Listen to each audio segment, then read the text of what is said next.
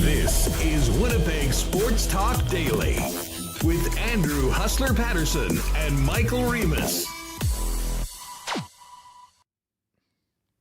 Hey, what's going on, everyone? Welcome to a big Monday edition of Winnipeg Sports Talk Daily. This is normally the time where I say, I hope you all had an awesome weekend.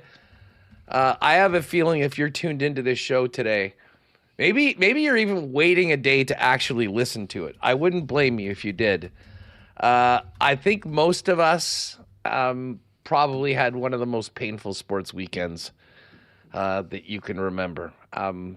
Listen, the Jays gave us so much this year. An absolutely magical ride throughout the regular season from a team that was thought to be one of the longest shots on the board, a sub 500 team, to winning the AL East, to winning the AL, and then losing in arguably the best and most dramatic World Series of all time is about as bitter of a pill as you can swallow.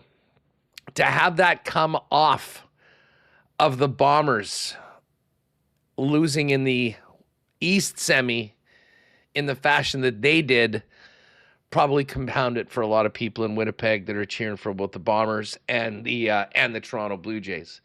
My weekend didn't get any better. The Chiefs got their asses kicked by the Buffalo Bills. That would have made some people happy, and obviously people's NFL loyalties are very much divided. But the World Series took over this country from coast to coast for the last week and a half, and it was the most incredible ride that ended in, misery and agony that, we will be talking about for decades. We're going to get to that right off the bat with a couple clips. Josh Goldberg's going to join us later on. We'll do a bit of a eulogy on the series and the 2025 Jays. And as I mentioned, it's been very busy for the Bombers over the last couple of days. Mike O'Shea speaking today. We heard from Zach Collaros yesterday and a number of the Bombers. They cleaned out the locker room to make room for either the BC Lions or the Saskatchewan Roughriders in a couple weeks at the Grey Cup here. Thank you, Winnipeg Jets. Thank you for the one small bit of light we had this weekend with a big win over Sidney Crosby and the Penguins on Saturday afternoon to go to 9-3, right up with the top teams in the National Hockey League. And we did get some great news for the Jets. Adam Lowry's back. The captain will have the C on his chest, and he'll be playing tomorrow. We'll give you a little bit of a practice update, and Mike McIntyre is going to come on. When Mike's on, I'm going to try to talk Jays, but it might be a back and forth counseling session on what happened with the baseball, because I know Mike was very much invested in that. So right off the bat, Taylor Allen on the end of the Bomber season, what he heard yesterday from the players, and man, we'll have plenty of time to talk about this, but this is going to be the most fascinating Bomber offseason we've had since probably the beginning of the O'Shea era. So many questions about what players will continue to play, who will be back, Mike O'Shea's coaching staff, assuming that O'Shea's back. I assume that will be the case, but I guess, until you know for sure. Kyle Walter's future with the team, how this team looks, who's going to be playing quarterback next year. Zach says he's going to be back, which presumably is the plan, but we were talking about a lack of a succession plan this year. You better have one next year. So lots on the Bombers as well as we finish it up. Listen, great to have everybody with us in chat. I got to get Remis in here and get going on. But a huge thanks to all of our sponsors that make the show happen each and every day. Of course, our partners at CoolBet, Princess Auto, the Winnipeg Jets, and the HSC Millionaire Lottery, Rolly's Transfer, Canadian Club, St. Vital Dental Center, and Uptown Alley, Chud's Power Sports, Manitoba Battery, Clean line, a little bit of a different look for the Clean Line Jets lines today out of practice. We'll hit on those when Mike joins us. Boston Pizza, Royal Sports, Little Brown Jug. And, of course, we'll get to a why not question of the day for not AutoCorp at Waverly and McGillivray. And fan feedback for fansfirst.ca. Michael Remis, what is going on? I'm not going to lie. I was not. Usually I'm very fired up to do the show every day. For the last 24 hours, I was just wondering, what the hell am I going to say at 1 o'clock when we go online? Because there's not much you can say after the heartbreak that the majority of our listeners felt on the weekend. I was excited to do this show. I know we have a lot to talk about, but that doesn't mean that Saturday night, the feeling of devastation, unlike anything that you've seen. Maybe the worst way to lose a Game 7 you've ever seen. And I think about you witnessing the Royals losing a Game 7. The emotions I felt brought me back to the Bombers losing to Montreal. I was thinking about that right before we went on the air, dude. I'm like, what can really compare to this? Like, when was I ever feeling as stunned, as devastated? And you and I standing in the corner watching that touchdown go in that completely flipped everything that was about to happen to us for the last number of years. That might be the closest thing to what Blue Jay fans felt on Saturday night. It was so much worse. So it's a Game 7. They've been going since February. They hadn't won in 30 years. The whole country is rallying behind the Blue Jays. You're seeing in LA, they're playing Game 7 on the Jumbotron during the Kings-Devils game. You're seeing at the Oilers game, they're playing it on the screen while the Oilers are playing, and the fans are reacting to the Game 7. The way that this captivated the country, the ratings in the U.S. out of control, the ratings in Canada, the most viewed games ever. And it came down, you saw amazing plays on both sides. The Game 6, the double play ending, when you thought they had a chance to walk it off when they were down. The number of memorable plays that make you think about what if it went differently. Also the plays, though, that, got you out of your seats. How are you feeling after the Bichette homer or after any of Vlad's defensive plays? There were so many great plays.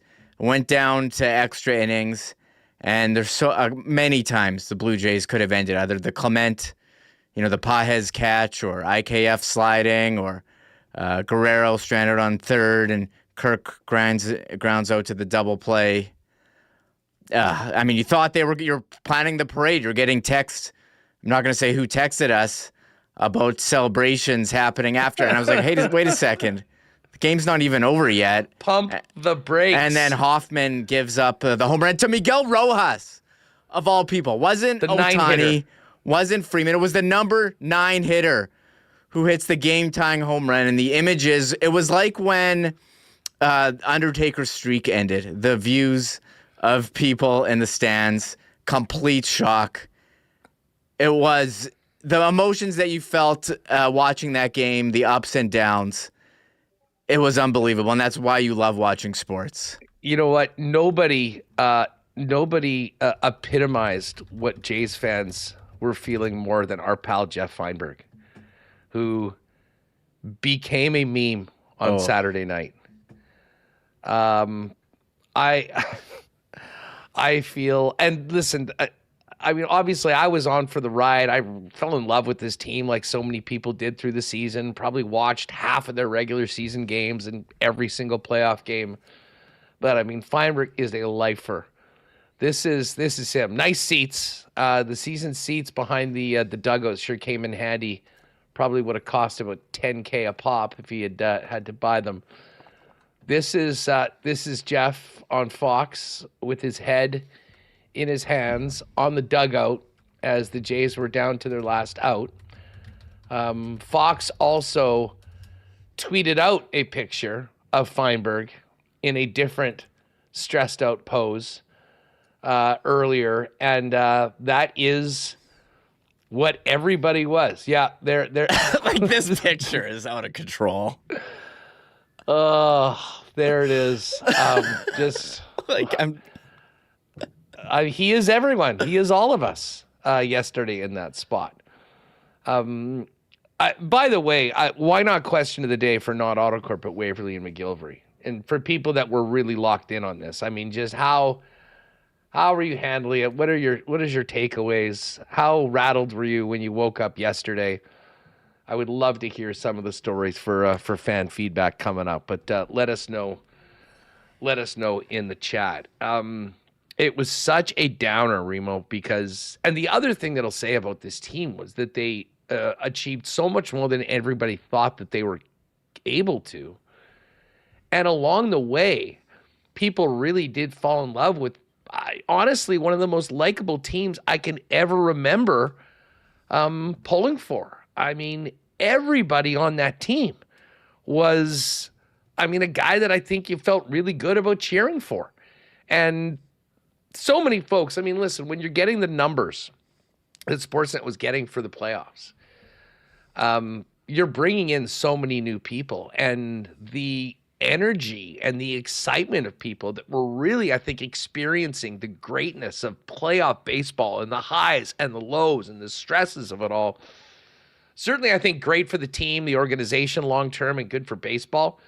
Unfortunately, though, as being sports fans, we know this all too well, and Saturday was the perfect example of it. It is a cruel, often a very, very cruel line of work, pulling and putting all of your will and your mind and your soul into a team, because at the end of the day, it's all out of your control, and you can get your heart broken. And that is one of the biggest heartbreaks in Canadian sports history. I don't think I'm exaggerating when I say that.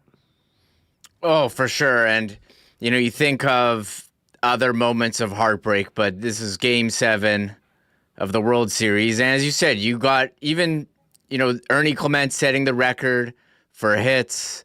We talk about Davis Schneider. You're following the stories of each player, Trey Savage, Max Scherzer, at his age, going out and making an incredible start. You got attached to all these players that we've been along for this ride to, devoting hours per night to watching baseball, thinking you're going to see this great celebration. The champagne's ready to go. It's bottom of the ninth, and Miguel Rojas hits that home run. And even the night before, the Game 6, you think they're coming back, and you see something that doesn't happen too often, Huss, the lodged ball by Addison Barger, where you think, everyone there thinks they're about to tie the game, take the lead in great position. You think they're walking it off, and you have this lodged ball. Just craziness. I still thought that was a very bogus call. I've listened to enough people that know baseball that say technically, I guess that was the right. Listening to Varsho talk about it afterwards, who plays outfield in that dome, he said, that's literally the only spot in the entire ballpark that's even possible. Yeah, well, that's, you can look at it and say that, it's a BS rule, but that is the rule. When you hit the ball and it gets stuck into the wall like that, if you watch the Fox broadcast, they knew exactly what was happening. The umpires knew. Kike Hernandez knew that once it gets stuck and it doesn't come back to you, it is a lodge ball, and it is the same as a ground rule double. So that's the rule of the Rogers Center, and every stadium has their own quirks. Unfortunate that you look at, I don't know if you saw this video on MLB Network. Mark DeRosa tried to put a ball in that spot, and it's nearly impossible unless it's hit at a certain velocity and certain angle. It wasn't I think Varsho was just impressed that even happened, because you try to take a ball and put it in there, it's very tight. I saw the next morning after Game 6, one of the Fox guys is out there and they were doing a video trying to jam the ball in, and you couldn't. You can't. It was another one of many seemingly miracles that went the way of the Dodgers. Man, the chat's going crazy. Let's do fan feedback right now for fans first. your number one spot for buying and selling Winnipeg tickets on the resale market with no added fees. What you see is what you pay. Saw some pretty big numbers on Fans First for Game 6 and Game 7 in Toronto. Obviously, the next week, the next event here in Winnipeg is actually going to be the Grey Cup before the Jets are back on the 18th because they're on the road for 2 weeks. We'll get to that coming up. But, I mean, a lot of thoughts on the Feinberg photo. That says it all. Reg Dunlop, why? Nancy Kerrigan level. T. Will, we need to do a wellness check on Feinberg. Tyson Ducharme, I was so emotionally exhausted. I had nothing left in the tank. And our pal Dave Shore, who's down in LA, he said, Monday morning fan feedback. I've been tuned into LA sports radio for the past month and talking to a ton of hardcore Dodger fans. They all think the Jays are scary good and fully expect a rematch in 2026. Problem is, it's so hard to get there. And, I mean, you don't know whether it'll happen again anytime soon. Shane Payne, I was at a Halloween party during the game. Half of us were glued to the TV, and I made my wife take me home 30 minutes later. How could I party when you feel that down? BA, still not over it. What was that last one? Yeah, I mean, they just keep on coming. We'll hit this again when Josh joins us a little bit later on, but keep your thoughts coming in. Fan feedback by fans, for fans, no fees. Check out the site today at fansfirst.ca. Let's play just a couple of clips from the Jays before we kind of move on to the Bombers, and we will talk about this again. But Ernie Clement, became a playoff legend. 30 hits in the postseason, an all-time record. This is a guy that was cut by the freaking A's 2 years ago. He, like so many others, still stunned and just wrecked after coming so close. This was a post-game Ernie Clement after Game 7. You know, ever since the game ended, we've just tried to be around each other and just show that love, because this is rare in our game to have a team that, really feels for one another and loves each other. And I don't know, I just feel for everybody. I've been crying for probably an hour, so I thought I was done with the tears, but I just love these guys so much. It was so much fun coming to work every day and battling with these guys, and we have so much to be proud of, even though, it didn't go our way. All I care about is just hanging with these guys for, another couple hours. I feel for the guys. I feel for everybody in here. We grinded so hard. We went through so much all year, and I go to war with Jeff Hoffman every day of the week. I'd want him on the mound. I want Beebs on the mound. Those are guys who, I would take a bullet for. And, 99 times out of 100, those guys get the job done. Obviously just wasn't our night here, but I feel for those guys so much. I had a chance to win it there in the ninth and didn't get it done, but I want that one back too. Just like those guys, I'm sure want those pitches back. I can't emphasize it enough. Those guys busted their tails all year, came through in big moments.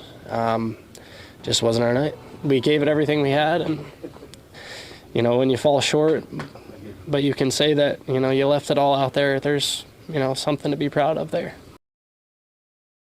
All right, there's a tearful Ernie Clement after the game, and it's just gut-wrenching to listen to. It's kind of like experiencing it all over again.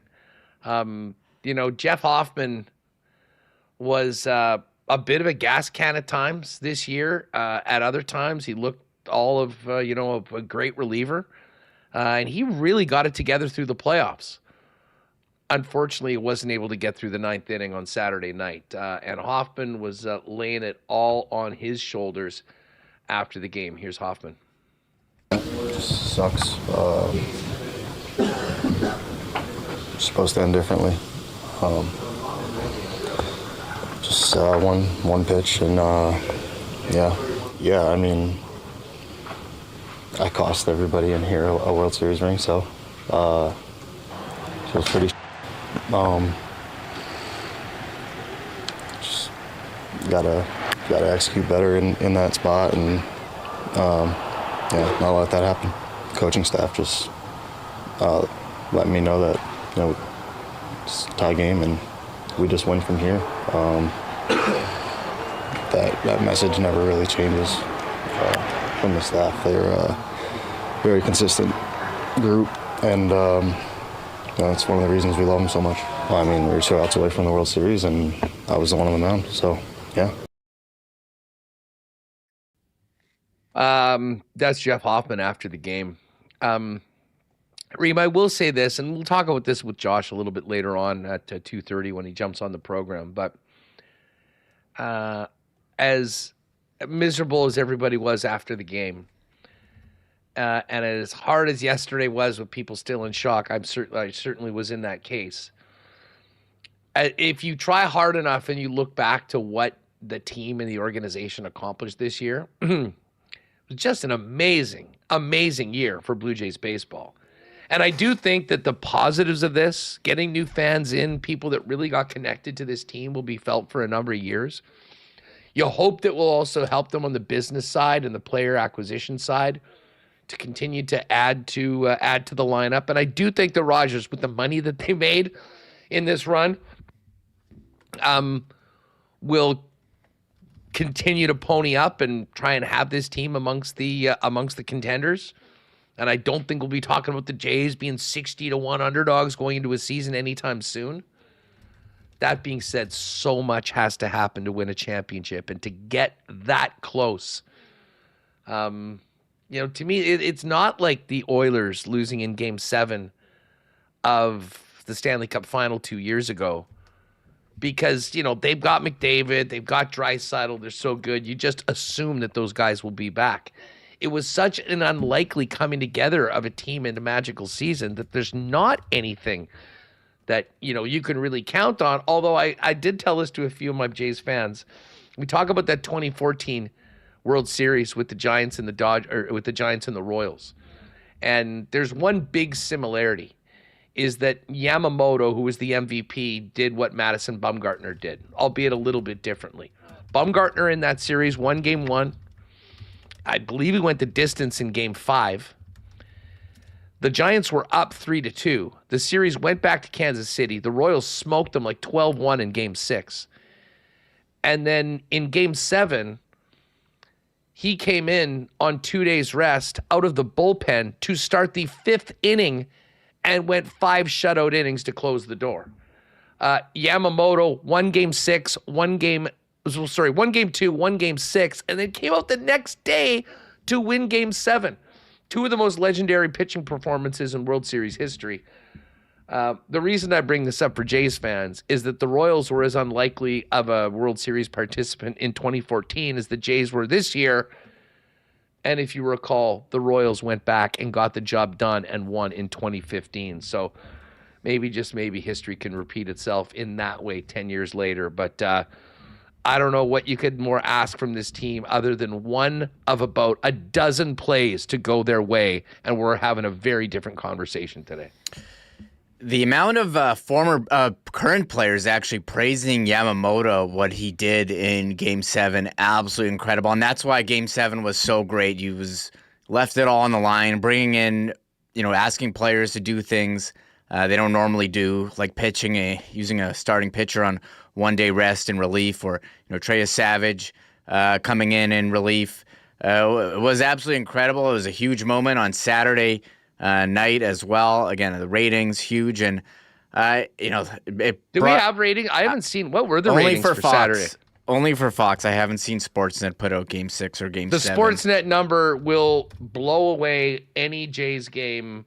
Mm-hmm. I think that's ever, because I think the Halloween game on Game 6 probably still took a hit because it was Halloween and stuff. I'm not sure there was a single TV.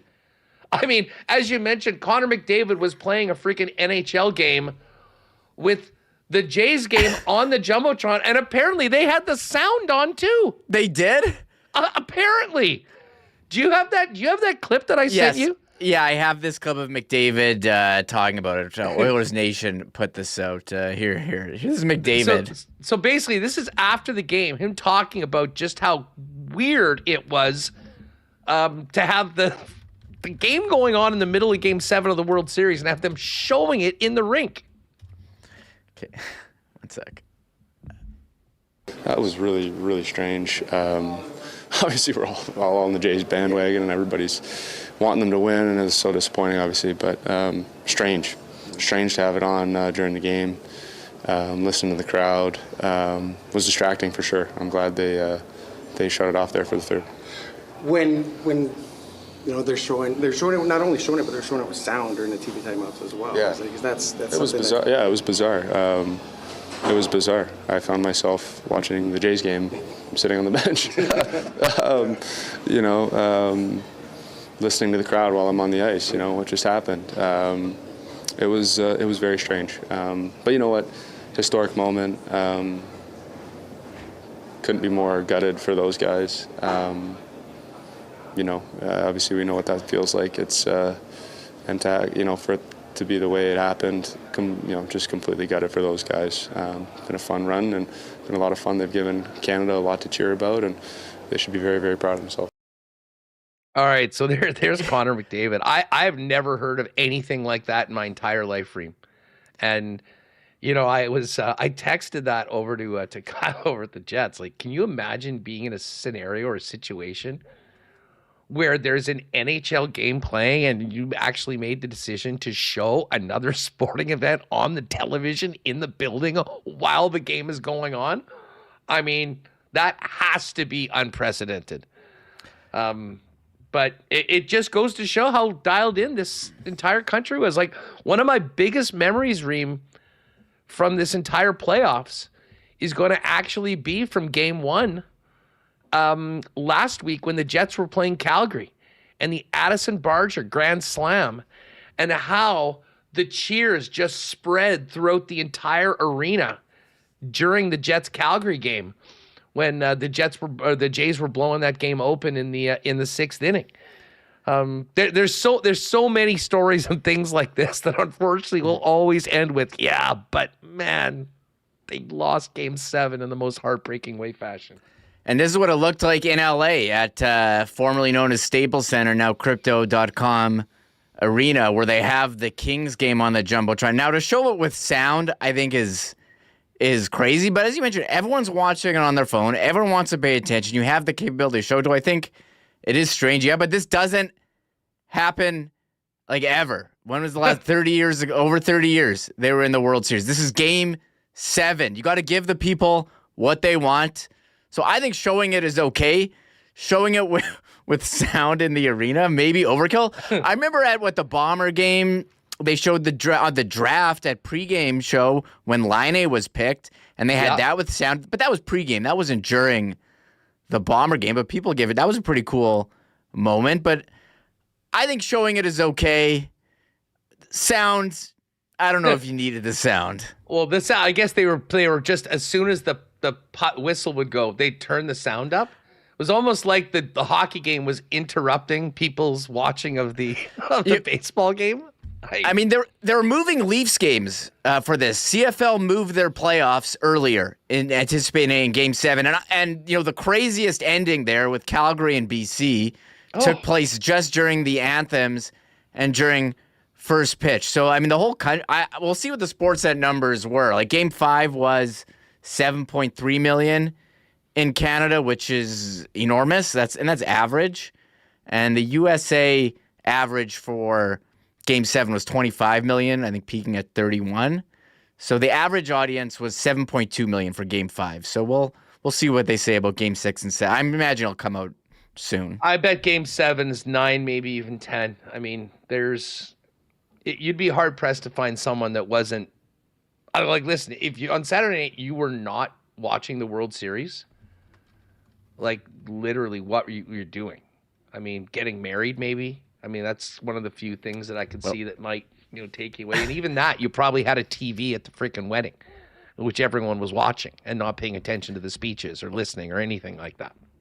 I mean, yeah, people get mad. I I mean, I don't know. I think you'd have to. Like, I've been at weddings. I remember being at a wedding during the Banjo Bowl or Labor Day Classic, and I was like watching it on my phone at the table. I mean, it's crazy how you can just watch anything anywhere now. I mean, I mentioned during Halloween. Actually, you know what? You can't watch anything in there. You know what you can't watch? The Bombers in the East Final next weekend. Because that ended too on the weekend. Taylor Allen's going to join us right now. We will talk a little. We'll have a more Jays eulogy with Josh Goldberg later on. But end of the Bomber season. Look ahead to the Grey Cup and Mike McIntyre. The lone bit of good news we had. Jets are rolling right now, and Adam Lowry's back. We'll have all that coming up. But listen, this is the time maybe to get away from sports. There's probably a lot of you that you know what you need. You need just a great, fun night to get away from everything that might be haunting you from the weekend. No better day to get down to Uptown Alley. Throw a few frames on the 5-pin or 10-pin lanes. Maybe you jump in with your friends into the laser tag. Dominate the arcade. Eat some amazing food. Have a couple of cold ones. Uptown Alley is there for you, sports fans. And guess what? They're a little bit of an impromptu. I mean, in addition to all the amazing group and corporate options that they've got, birthday parties for kids or teens or adults. If you're just thinking about getting away tonight, every night after 9 p.m., they've got their daily deal, which is the bowl and play special. After 9 p.m., 90 minutes of bowling and a $10 arcade card for $20.49 per person for 5-pin bowling and $22.49 for 10-pin. Plan your events there, get together, maybe just get the family and say, hey, guess what? We're going to go for something to eat and we're going to go bowling at Uptown. Uptown there for you, sports fans, today. UptownAlley.ca, 1301 St. Matthews. And give them a call at 488-0000 as well for more information on planning a party or great event down at Uptown Alley. Our friends at Rolly's Transfer are ready to help you on your way to your next move, folks. If you're stressing because you're on the way to a new home, let our friends at Rolly's Transfer take care of you as they've done for over 60 years. Family-owned and operated here in Manitoba, and the most trusted name in moving in the province. You head over to Rollies.com for all the information on all of their services. Hit on request an estimate. Use the promo code WST and let them know when and where you're moving and what needs to move. And the friendly staff at Rollies will turn it around quickly, get you a great quote, and get you locked in for the white glove treatment that they're famous for, now into their 7th decade. For all your moving needs, lean on the leaders in the industry. Rollies Transfer. Find out more, request an estimate today over at Rollies.com. This might be one of the few days that the smiles at St. Patel Dental Center aren't quite maxed out. I know Dr. Terry, everyone there very much all in on this incredible Jays run. That being said, we'll get our smiles back, and they'll be able to help you with that, whether you need a cleaning or a checkup or maybe, more extensive surgeries like dental implants. St. Patel Dental Center has it all. They've been serving generations of Winnipeggers and Manitobans. They have a beautiful new facility at 167 St. Anne's with state-of-the-art equipment and free convenient parking right in the back of the building. They'll be able to take care of you and your entire family. Find out more online at stpateldental.ca. Make an appointment. Pop by, say hi to Dr. Terry, and tell him that your boys, Huss and Remis, sent you. And we are going to be moving on to Grey Cup. I mean, a week from now, the CFL is going to be gathering here. Princess Auto Stadium will be packed in a couple weeks for the game, and I do know that CFL fans will be enjoying Canada's favorite Canadian whiskey, Canadian Club, at the game. Of course, the official spirit of the Winnipeg Blue Bombers, a very popular beverage at Princess Auto Stadium. But in the meantime, as you can see right there, the new Winnipeg Blue Bomber limited edition bomber label bottle is still available in stores to commemorate this year's Grey Cup. And maybe the end of an era, we can tip one out for the Bombers. We'll be talking about that with Taylor in just a minute. But while supplies last, grab those up, certainly for the Bomber fan in your family, for holiday entertaining, for Grey Cup parties and more. Get them while they last at your local Manitoba Liquor Mart. Keep your eye out for the Canadian Club display and the limited edition Blue Bomber bottle. All right, let's welcome in Taylor Allen from the Winnipeg Free Press.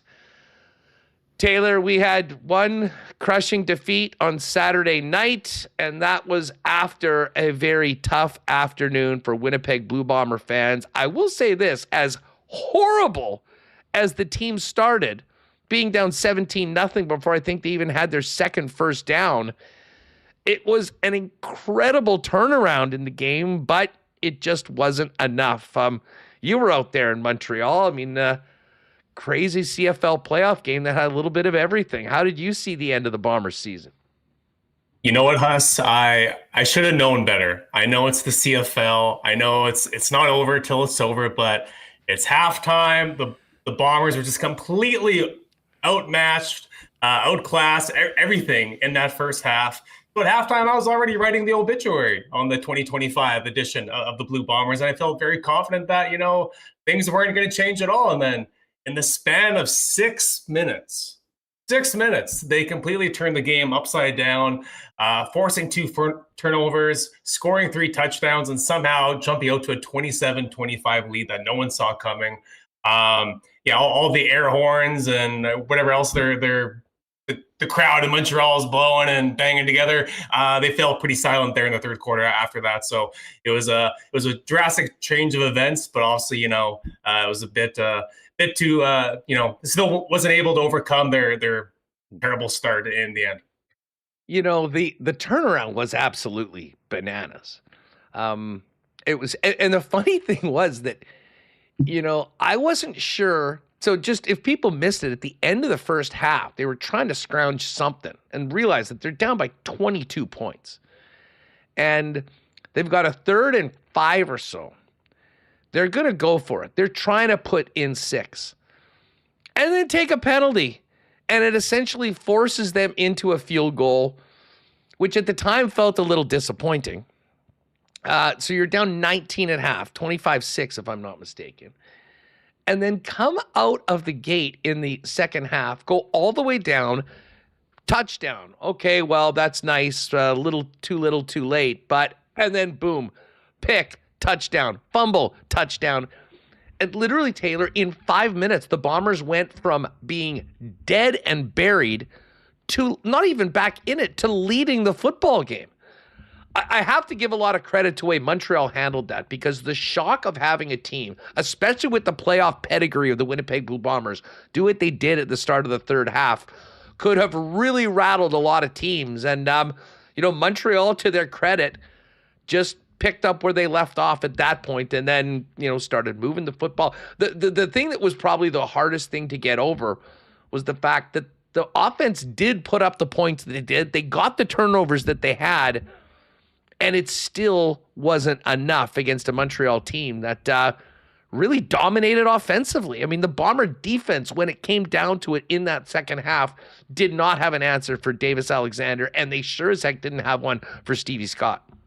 Well, that's the crazy thing. I mean, going into the game, the story was that this Bombers defense was going to basically have to pitch a gem, right, to give Winnipeg any chance at winning. I mean, Dembski was nicked up, and at the last second, they had to scratch him, unfortunately, with the hamstring injury. So Zach is out there with this receiving corpse. If you total the 5 or 6 receivers, their career stats altogether, they're still not even at the totals that Nick Dembski has in his 10-year career. So that's what he was working with. And yet, Zach and the offense in the second half, to their credit, they moved the ball pretty damn well. I mean, Zach didn't have a perfect day. He did fumble, and he had that pick at the very end when the game was essentially over. But I thought that was one of the best, considering the circumstances, that was one of the best games Zach played this year. And then the defense, though, I mean, my goodness, at the first half, Davis Alexander was just picking them apart. I mean, this season, they've been surrendering 1.5 30-plus yard passing plays per game on average. And in this game, they allowed 3 in the first half alone, plus a 39-yard pass interference as well. So, they just, Jordan Younger's unit, they did not look like Jordan Younger's unit. I mean, they finished the year allowing the least amount of points, offensive points in the CFL. And everyone just kind of thought, like, for this team to somehow prevail and move on to Hamilton, it's going to have to be a low-scoring, ugly game. Brady Oliveira is going to have to touch the ball 25 times and whatever. And then none of that happened. Brady didn't really get involved much. I mean, the score kind of dictated that a little bit. And the defense didn't show up for most of the game. And really, it was Zach and the passing game that somehow kept them in it until the end. Brady had that really costly fumble as well, which kind of compounded what they were up against. And listen, Willie Jefferson's a Bomber legend. Willie is going to be up in the Wall of Fame, and, he'll always be one of the characters that we associate with this incredible run. He and the defensive line did almost nothing in that game. Davis Alexander had so much time when he wanted it. And then when he ran, it wasn't like they were just keeping their lanes for him to run. He was getting the yardage when he needed it. And listen, it's really unfortunate because I thought it was probably the biggest and best play of the game for the defense up until that moment with that sack that was coming. And to take a face masking penalty when the guy was 1 foot away from the ground. Just another killer, Taylor. There were a bunch of things after the Bombers had taken the lead that, if one or two of those things doesn't happen, much like the Blue Jays, we could be having a different conversation. But, when you put yourself at that much, when you come out the way that they did against a great team like Montreal, so many things have to go in your favor. They did for a little while, but it just couldn't continue through the rest of the second half. I thought Willie was going to have a monster day. The day before, Davis Alexander, sitting at the podium wearing his wife beater, talking smack, right? He stole Willie's line. He said, what does Willie say? Come on down to Winnipeg? Well, come on down to Montreal. Let's see what happens. And I was like, okay. And I asked Willie about that too, an hour later when it was Willie's turn to talk to the media. And I said, man, hey, Davis stole your line. And, he said he's using some of the words you said earlier this week as motivation and stuff. And Willie's like, hey, I'm just here for business. And, I'm just here for business and take care of business and do my thing and whatever. So I was like, okay, I think Willie's a little ticked off. I think he's going to come out and have a huge day. But yeah, him and the entire D-line, yeah, like you said, they really didn't have much of an impact at all until Willie did have that sack. And, the Brady fumble, backbreaking, and then 2 plays later, it's like, okay, well, Willie bails them out. He takes Davis Alexander down for a 12-yard loss and kind of knocks them out of field goal range. It's like, okay, well, the Bombers dodged the bullet here. Look at the ball back, have a chance to still take the lead. But then, like you said, the 15-yard penalty. Then another 2 plays later, Stevie Scott III, who was a pretty middle of the pack running back in this league. If you asked anyone to name the top 5, 6, 7, 8, 9, 10 running backs, I don't think anyone would probably say Stevie Scott. Yeah, this guy had 133 yards and 2 touchdowns. He had the best game of his career. Everyone was saying how the Bombers running game, that's a place where they had the edge. Well, apparently not, because the Owls, who have not run the ball well at all this year, ran the ball nearly to perfection against the Bombers. So yeah, basically everything that everyone thought was going to happen, expected to happen, didn't happen on Saturday. Reem, if you can, pull up clip number 7.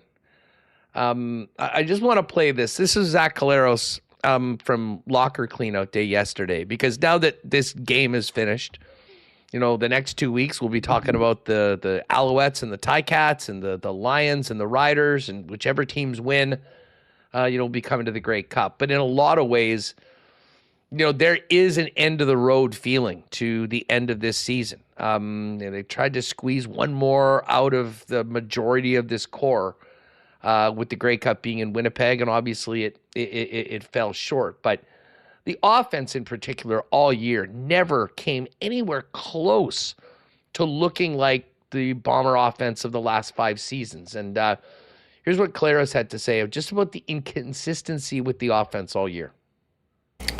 Yeah, the consistency certainly wasn't there. And that can't be pointed at in one direction, though, right? Obviously Jason's been coaching for a long time, and he got the opportunity to be an offensive coordinator this year. There's a learning curve with everything, whether it's playing the game, coaching the game, all those things. There's always a learning curve. Calling plays, organizing, all that stuff. I mean, it's hard for me to really comment on it because I've never had to do it. All that being said, there was a lot of ups and downs this season. There were many times where I did not think we played up to our standard and just good football, And again, that can't be just directed in one place. It's very hard for me after games to point the finger at anybody but myself. No matter what situation we're put in or what the play call is or how the preparation was for the week, I always revert back to I could have done something to make this play right, to help the team, right? So it's very hard for me to really expound upon that. And everybody has a role, and everybody's doing it to the best of their ability. And there's jobs on the line, there's families involved and stuff. So it's everybody's doing their best, So I thought, everybody did their best. All right, so there's quarterback Zach Collaros, who will be back. Taylor, I know you were down there yesterday. That was one of the many clips of Zach. I mean, he also talked about, they weren't really doing the things that they needed to get good at all the way back to training camp. I mean, I couldn't help and you were there, so I'll lean on you more, but I couldn't help but, and I know he said, hey, it wasn't all Jason Hogan or whatever, but there just seemed to be a complete disconnect with the offense, the quarterback, and the OC, according to really listening to Zach, dating back to the first day of camp. I've never heard any Bomber player say anything like that in my 6 years covering this team. Those are some very telling comments for sure. And no, he didn't name Jason Hogan specifically, but I mean, come on, it's pretty obvious that's exactly what he's talking about, right? So today, Mike O'Shea, he had his press conference today at 11 a.m. and it's kind of awkward, right? Because not even Mike is under contract for next year. So there's only so much that he can say, right? But I asked him, I said, hey, I understand that Jason Hogan's a first-year OC, and I understand there's going to be some growing pains. But did he show enough this year to warrant being brought back next year as a play caller? And, Mike, I'll read it word for word. He said, yeah, he's a first-year OC, but he's a long-time coach, and he's one of the hardest guys you'll ever be around. Working guys that you'll ever be around.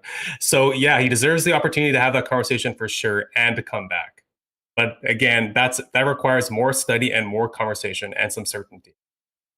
So again, some things still need to be resolved and whatever. But I mean, to me, that sounds like Jason Hogan's coming back. And I don't think Bomber fans will be very excited to hear that, obviously, because if you go on any forum on social media, they're pretty vocal that they don't want to see him back. But I will believe that when I see it. I will believe that when I see it. And it has nothing to do with the fans. As much as we'd all love to be able to say a few things and have them all listen and do what we want, but it has everything to do with what Zach Collaros said. And I mean, I think we've seen over the last little while that there's been sort of a disconnect. I mean, it's impossible to argue with the fact that this team offensively took a massive step back. Now, listen, Hogan's not the only one involved in that. I think there's a significant question as to the makeup of this team. I mean, Kyle Walters has been right there with Mike O'Shea and Wade Miller all along through this. But I mean, I don't think we can look at this Bomber team personnel-wise and say that they had the horses to be there with those other teams. And, we'd heard in the past that maybe Kyle was going to be elsewhere. I mean, I guess, and I mean, just tell us about, the conversation you had with some of the other media outlets. I mean, that's why this is going to be the most interesting offseason I think we've had certainly since you've been covering the team, Taylor, in that there's so much uncertainty because it does seem like that this era is sort of over.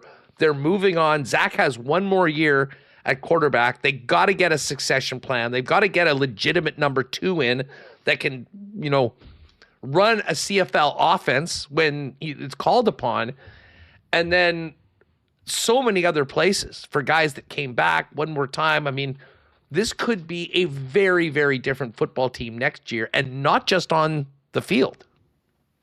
But where does this team go from here, right? Like I'm 32 years old. In my lifetime, Drew Brown is the closest thing the Bombers have had to developing a quarterback in-house, right? And the jury's still kind of out on Drew after, unfortunately his run in Ottawa. I mean, still in Ottawa, but it hasn't gone exactly as everyone kind of thought it would.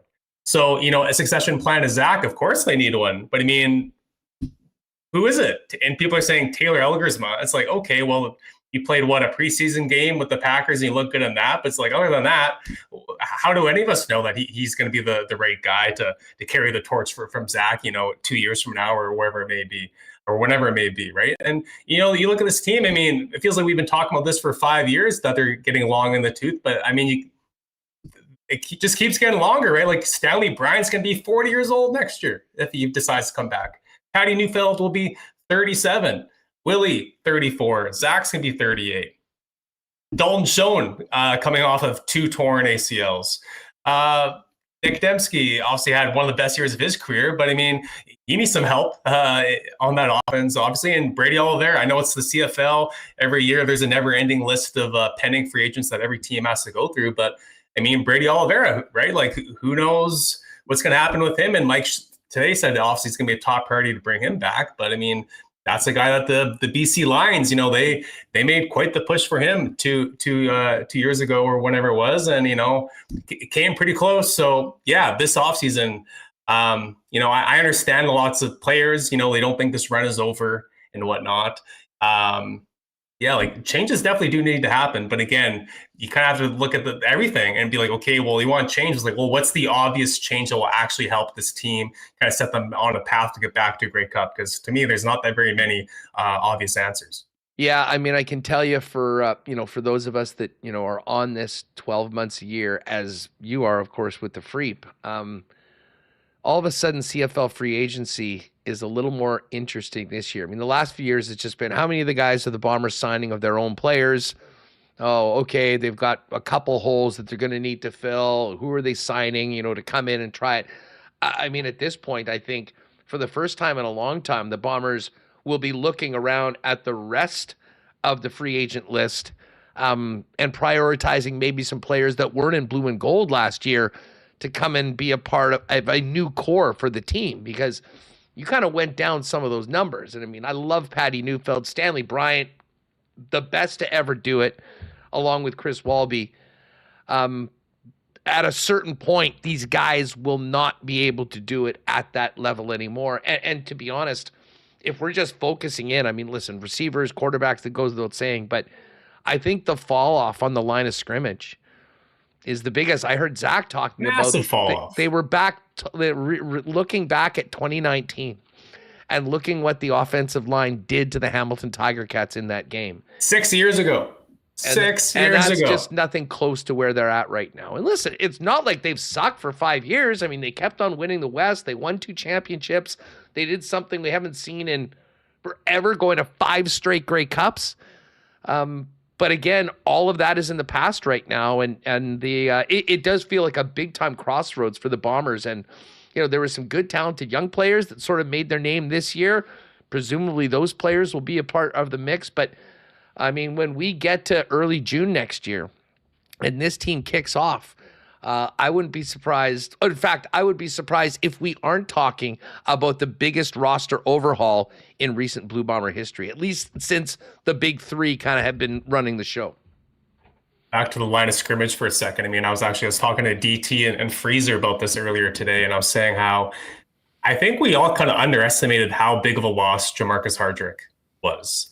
A, just culture-wise, and then B, just on the O-line. I mean, he's probably going to win the most outstanding offensive lineman award in the league this year. And since he's been gone, it's no coincidence that this O-line has not been the same. Sorry, Kendall Randolph, but no, he's not anything close to Jamarcus Hardrick, right? So, yeah, I mean, that's been the bread and butter of this team throughout this entire run, is their O-line, is, the line of scrimmage, right? Like, they're winning that battle.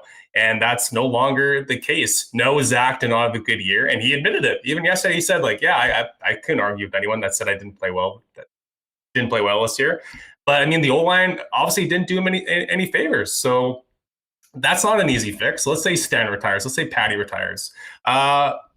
how do you just get a new left tackle and a Canadian interior lineman off the street? Like that's good luck with that. Like that's not how it works. It takes time developing an old line and whatnot. So yeah, that's a massive cause for concern with this team. But I think back just to the last offseason, they knew they're hosting the Grey Cup this year, and I'm not saying when you're hosting that means you have to put all your chips in the middle of the table and go all in and whatever. But that was the expectation. Sure, yeah, but whether that's fair or not, but just you look at just how they built this team, it just kind of felt like they just took their foot off the gas a little bit. I mean, I spoke to both Kenny Lawler and Tyrell Ford, and both of them said that they wanted to come back, but they didn't get an offer till the very last minute. Then at that point, they're like, well, I might as well test the free agency market now. And then, of course, they get an offer. And, Kenny's situation was a little more complicated for other reasons too, of course. But yeah, like, are you kidding me? Like a superstar Canadian defensive back, maybe the best receiver in the league, and you're not communicating with them throughout the process, even if you are going to move on, like you're not communicating with them and giving them a heads up and whatever. And the guys that they did sign, Dylan Mitchell, Peyton Logan, James Waters, he was fine, but Jareth Stearns, no real massive difference makers that they acquired this year through not free even agency. close. And that really hurt them. No, not even close. I mean, you lose some big time difference makers and don't get back really guys that make any significant, consistent impact. And well, you're on the wrong side of the end final score. Just before we go, what were Mike O'Shea just spoke this morning. What were your takeaways from Osh this morning, Taylor? Well, Osh is Osh, and he says, I'm not going to talk about my contract with the media and stuff, but after we basically asked him 7 times, he did break down a tiny bit and say, talks will be happening soon between him and Wade and Kyle, and he said, that seemingly that he does want to come back and whatever. So, I guess that would be the main takeaway. But yeah, honestly, he was just he said that he doesn't think that big changes need to happen. And it doesn't mean he thinks it should be status quo, but he still believes in this core. And that's something that Zach Collaros said yesterday. And that's something that Willie Jefferson said to me, in Montreal 2 days, back on Saturday as well. So there's a lot of guys on this team, a lot of important guys on this team who still believe that they could squeeze a little bit more out of this tube. And Mike O'Shea made that very clear today, that he's one of those believers as well. And it might not be what Bomber fans want to hear. I don't know. But yeah, I think the blue and gold are confident that they can get back to their more consistent ways as early as the next season. Just watching that game and seeing what happened to the defense and thinking about how the defense looked at the start of this year and thinking about what we saw and didn't see from the offense all season, I actually can't believe they won 10 games, which is kind of funny when you think about it. I mean, like Strevler, a winning record as a starter with a couple of the most bizarre wins. I mean, there is something to be said for finding ways to win, but if you want to win a championship, if you want to be anywhere close to where this team has been, there's some big-time personnel upgrades that need to happen, and I think many people would agree that Mike O'Shea's staff needs to be rejigged a little bit. It was amazing. I mean, just finishing off on the Jason Hogan conversation, that the unit struggled throughout the year. We heard what we had to hear from Zach, which I think said it all yesterday. And this all happened with Jarius Jackson in the building. But that would have been a very drastic measure mid-season to go to that, and I don't think that is sort of the way O'Shea operates. Lean on your guys, have faith in them, and let them do their jobs. And many people would say just that job wasn't done well enough this year, but there was a lot of hands in it. I will agree with Zach. It's not just one player or one person, but when you put it all together, I mean, it was just so subpar to the rest of the teams that are still living in the playoffs, and frankly, most of the other teams in the CFL as well. Taylor, great stuff, buddy. We will move on to the semis next week. We've got a fun Grey Cup week coming as well, so we'll hopefully do this again soon. Appreciate your time as always, and thanks for jumping on today. Yeah, you bet. And just in closing, in Montreal this past weekend, even the fine folks in Montreal, it even pained them to see a Toronto sports team, the Blue Jays, come up short in the World Series. So all of Canada, even Montreal, I didn't think they would care. I didn't think they'd be on the bandwagon, but even the Montrealers, they were devastated. We all left McLean's pub with our heads, on the low, obviously. after that one, Saturday, so, if you're yeah. if you're a Bomber fan and a Jays fan, Tough weekend. Saturday doesn't get much worse than that. Thank God the Jets won. We'll talk about that with Mike McIntyre coming up in a minute. Thanks again, Taylor. Yeah, you bet. Take care, guys. All right, good stuff with Taylor Allen. You can read all of his Bomber coverage in the Winnipeg Free Press. Yeah, Mike's going to jump on in just a minute. And while we will be paying very close attention to what's happening in the offices of Princess Auto Stadium in the coming months, the dressing room, unfortunately, will not be home of the Winnipeg Blue Bombers. It'll be either the BC Lions or the Saskatchewan Roughriders, and their opponent will be either Montreal or Hamilton in the 112th Grey Cup right here at Princess Auto Stadium in a couple weeks. Of course, Princess Auto, synonymous with Winnipeg, headquartered and founded right here in the Peg and now coast to coast, but with 3 locations to serve you here in Manitoba, 2 in the city and 1 in Brandon, where you'll find the best deals on the most unique assortment of tools and equipment around. Everything you need to complete the projects on your list or start something new, waiting for you over at Princess Auto. Shop in store today or shop online 24/7, 365 over at princessauto.com. You know, a lot of us just gutted from the weekend. Now is a great time to realize that November is here and the snow is going to be flying soon. We dive headfirst into hockey season if you weren't already there. And maybe you take a trip over to Chud's Power Sports and start getting ready for the snow to fly. They've got some incredible deals on before the snow flies on Arctic Cat and Polaris sleds, not to mention ATVs and side-by-sides. I mean, Argos, fish houses for the upcoming ice fishing season, not to mention for all of you that maybe have something you're about to get back out on the trails, the best selection and parts for everything that you'd need. Chud's Power Sports has been doing it for over 80 years in Gimli with the most experienced staff to help you get your best new, used, or part. Whatever you need, Chud's is there for you. So check them out online at chudspowersports.com. Pop by and see the Derminator and the rest of the crew at the corner of Highway 8 and 231 in Gimli. And again, if you want some great deals on clearance gear and accessories, you can check out their sister site at truenorthparts.ca. Shout out to the Derminator and the great people at Chud's Power Sports. Our Chud's Power Sports Power Polls still to come later on this week. And just before we bring in Mike McIntyre, yes, baseball season is over. Bomber season is over. And that means winter is just around the corner, as much as we don't want to admit it. Is your battery ready to get you through the winter? Well, why don't you pop down to Manitoba Battery and find out. They'll give you free battery testing at either the Logan Avenue or Dovercourt Drive location. And if you need a new battery, you'll be getting the best deal in town. Lowest prices in Winnipeg, period. Beating the pants off the big box stores. That is the promise that you'll get from Donnie and the gang at Manitoba Battery. So get ready for winter for all your battery needs. Manitoba Battery. 2 locations to serve you. You can also give them a call or order online at manitobabattery.com. They deliver anywhere inside the perimeter of Winnipeg in the city as well. All right, let's bring in Mike McIntyre for his visit. Mike, and as I said earlier on, thankful for the Winnipeg Jets today. A nice win in the battle of, at the time, the top 2 teams in the NHL, beating the Pittsburgh Penguins on Saturday afternoon. But I imagine you're still in a bit of a state of shock like the rest of us over a certain baseball game. I was going to say on Saturday night, Friday and Saturday. Yeah, it was an unforgettable weekend, but maybe for the wrong reasons, Huss. That one's going to leave a mark for sure. Like, put me in the camp of people who would have preferred they got absolutely waxed, like 20-0 or something. I would have been able to process that a lot easier than the heartbreaking way both games that they lost.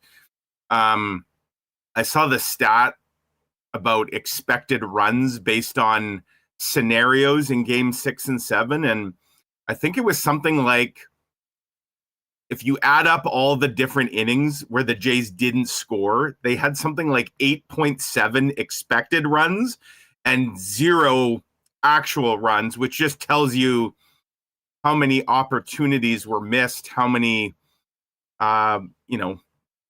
opportunities to put that one away. And it's just, it's painful. That is sports. I only cheer for one team. Like I cover sports for a living, obviously. I'm not a fan of, people sometimes think media are fans of the teams they cover. I mean, it's great when the Jets are doing well. Makes my job a little easier. People are happy. People are more engaged. But at the end of the day, the team's fortunes don't change my job. But I don't cover the Blue Jays for a living. I eat, breathe, and sleep Blue Jays. They are my one team. That's my one sport that I cheer for. And Huss, I came away from this weekend thinking this. Again, I feel like I've been distanced from the idea of being a fan because of working in sports now for a decade. I don't know how people do this. I don't know how people cheer for multiple teams in multiple. It's way too stressful. I couldn't handle that. I just couldn't. And my hat's off to people who like embrace the fandom in multiple ways, because my goodness, does that take years off your life? I gotta ask, and this is Huss in my own little corner of our space to Big J Mike. At what point do you remove yourself from being a fan to do the job? Because I mean, you've always been a big sports guy. I mean, that's why I love the fact that you got on the sports beat, like all through that Moose era. You were there, half season tickets. You were there. Like, at what point is there some sort of a fan detox program that you go to, or you have to go and say, no, I'm a different person? I guess it's just, I cheer for the story. Yeah, well, and honestly, I do. Like, it becomes a job first, and everything else kind of after that. So, like, I will readily admit, I will make a confession right here. There have been times, Huss, where I'm like right on deadline. Like, I've got to file my story at the buzzer. Let's say it's usually the mountain time starts are a nightmare. Like when we're in Denver or something, and they're usually holding the paper. So I got to file a gamer at the buzzer. There have been times where the Jets like have tied a game in the last minute of regulation, and I'm furious. Like, because I'm just thinking of it purely from a selfish. This is going to screw everything up. Totally. And I've probably uttered some very naughty words in press boxes when that happens. Now, I will say this. I made one exception. When the Manitoba Miracle happened, I had almost a full obituary that was already written. When they were down 2 goals, a few minutes left, because again, that was one of those nights where we were going to have to file pretty close to the buzzer. So you can't wait till the game's over to start writing anything. You'll never meet a deadline. So I had a ton written, all of which got deleted. But I was not upset. I mean, that was a historic moment. So I made an exception there, even though that was a stressful. Remis is like, publish it. Yeah, exactly. That would actually be a hilarious project. The stories that never were printed over the course of a season, where you're just like carving the team or carving a player who then does something, and it would be a fun exercise for sure. But yeah, I mean, look, I'm born and raised in Winnipeg. I'm 50 years old. I've been here my whole life. Obviously, family members, friends are like hardcore Jets fans, Bomber fans. Do I want people in my life to be happy? Of course. I'm not a monster. For me, though, I guess I've always been able to, and this goes back to like even when I was covering crime, not taking the job like home with me. I guess I've always been one that just can process work and everything else. And to me, as much fun, I mean, I'll admit I'm having the time of my life. There's no better job than to be able to cover sports, to be able to cover the Jets. They're obviously a fun team to cover, especially over the last few years. So I'm having a blast, but at the end of the day, I do treat it as a job. And so the day-to-day outcome, whether they win or lose, it doesn't impact me. I mean, sometimes, Huss, the best stories actually come from adversity. And, when things aren't going well, that's where, emotions maybe run higher sometimes. So from a storyline perspective, I just cheer for whatever the best stories are. Well, that's actually where our businesses do intersect. Yeah. As much as I'm more than willing to wear my heart on my sleeve and talk about it with everyone and do it here. Like, when I got into sports radio, my boss would always say, hey, the best times are when the team is really good or really bad. Yeah. And, if you're just sort of in the middle, it doesn't move the needle as much. Tell you what, though, the one thing we can all take solace of, for those of us that are emotionally invested in the team, is the Jets seem to be good again. Yes. Without Adam Lowry, without Dylan Sandberg, without Cole Perfetti, 9-3 through the first dozen games before they go on this monster road trip beginning tomorrow. And Mike, lo and behold, the help is coming back. The captain is going to be in the lineup tomorrow night. We'll get to how the clean line lines look in a minute, or at least from practice today, because Morgan Barron was not out there. But first off, thoughts on the win on Saturday afternoon. Tidy little bit of business with a great start and another pretty good 60-minute effort. Yeah, I think you can look at the last two games and say that the Jets have really started to look more like themselves. The first 10 games, there were spurts, of course, and they were still getting the job done. 7-3 was nothing to sneeze at. But these last two home games, the Jets have reminded me of the Jets of last year in a lot of ways, even though the roster, as you mentioned, has not been as strong as it could be. The way the team has played, the second period swoon that was just a sore spot for Scott Arniel, they've done away with that. Like they've kind of kept the foot on the gas.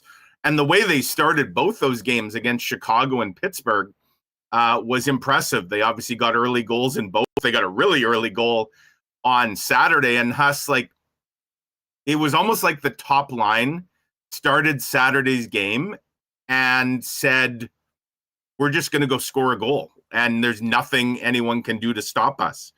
Now, I realize it's a lot easier said than done. Teams would always love to score on the first shift, but they went out and did it. And the top line has been driving the bus here for a while for the Jets, really all season. But yeah, they just kept it up. They kept coming in waves. And, make no mistake, that was a very good Pittsburgh team that hadn't lost in regulation in 8 games. They were red hot, and the Jets absolutely cooled them off with, a really complete performance. And I think one of the big takeaways was their 5-on-5 game, Huss, really, really looked good. That was not a win on Saturday off the back of a bunch of power play goals where, maybe masking some issues. That was 5-on-5 dominance. And Eric Comrie was good, but he didn't have to steal them a game. And so, yeah, the Jets, that is the kind of game that they've kind of been looking for through the first dozen, and they found it. And now as they get some bodies back, the key will be to obviously just keep rolling that way. And I think these Jets have it in them. It's now part of their DNA. It really is. They can get to this game pretty quickly when they want to. And we saw a pretty determined team this weekend. The fourth line kind of stood out to me on Saturday. First of all, congratulations to Brad Lambert. The Lambo gets his first as an NHLer. I hope he's found his clothes, by the way. Yeah, that was welcome to the league, kid. You're now a goal scorer. Go put your puck in with your other stuff. Oh, it's not there. Oh, welcome to the team. Let me give you a tiny little nugget from the room on Saturday, because this is hilarious. So for people who don't know how it works, usually in a practice day, the room opens after practice. Everybody's in there. And you can walk around and talk to whoever. Usually on game days, they don't open the room to the media till it's pretty much cleared out. And usually just the couple guys that have been asked to speak are sticking around. Sometimes the goalies are still there. There might be a few players hanging around, but most of the time the room's cleared. We walk in on Saturday afternoon, and Brad Lambert was obviously one of the players we had asked to talk to. And you walk in, and he's walking around the room shirtless with just like his compression shorts on. And I think he's Evander Kane. Right. And I'm thinking, I mean, again, you never see that. Like, guys are always dressed. And when you come into the room, the few guys that are there are always fully dressed. And I'm like, why is Brad Lambert walking around shirtless in compression shorts? Well, of course, he was on a scavenger hunt for his missing clothes. And then he disappears into the back. I guess he borrows a shirt from somebody to just throw. He didn't want to go tarps off for the interview. And then, he revealed, then I asked him, like, how many texts have you got? Well, he didn't have his phone either because his phone was with his clothes. So he couldn't even see his congratulatory messages yet because he didn't know where any of his stuff was. Amazing. I don't know who the prankster was, but. Well, I brought up, obviously noteworthy Lambert got his first goal, but he obviously fired up about that. Parker Ford, I think these guys know that the reinforcements are coming back, and I'd say both of those guys, but Ford in particular was a pain in the ass for the Pittsburgh Penguins, and it seemed like those guys, knowing what was about to come, certainly did their best to put their best foot forward in the eyes of the coaching staff, knowing that competition for lineup spots is about to get cranked up with Adam Lowry's return and Perfetti just around the corner. Yeah, and where Ford, I think, really has an advantage now over Lambert and Chibrikov. Like, if it ultimately gets to a point where it's kind of just down to one of those three that's maybe going to stick around and be in the lineup, is Parker Ford can play center, and in fact is a pretty nice looking fourth line center for what they want that fourth line to be. Obviously brings speed, all kinds of energy. He can be a bit of a shift disturber, as the saying goes. Like you say, can get under the skin of opponents. And Lambert was a center at one point. I think everybody now agrees that he's better as a winger, at least at the NHL level at this stage of his career. So the versatility of Ford, who can, has some offense for sure, but also can be a very responsible player in his own end and can bring some physicality. Yeah, he's acquitted himself really well.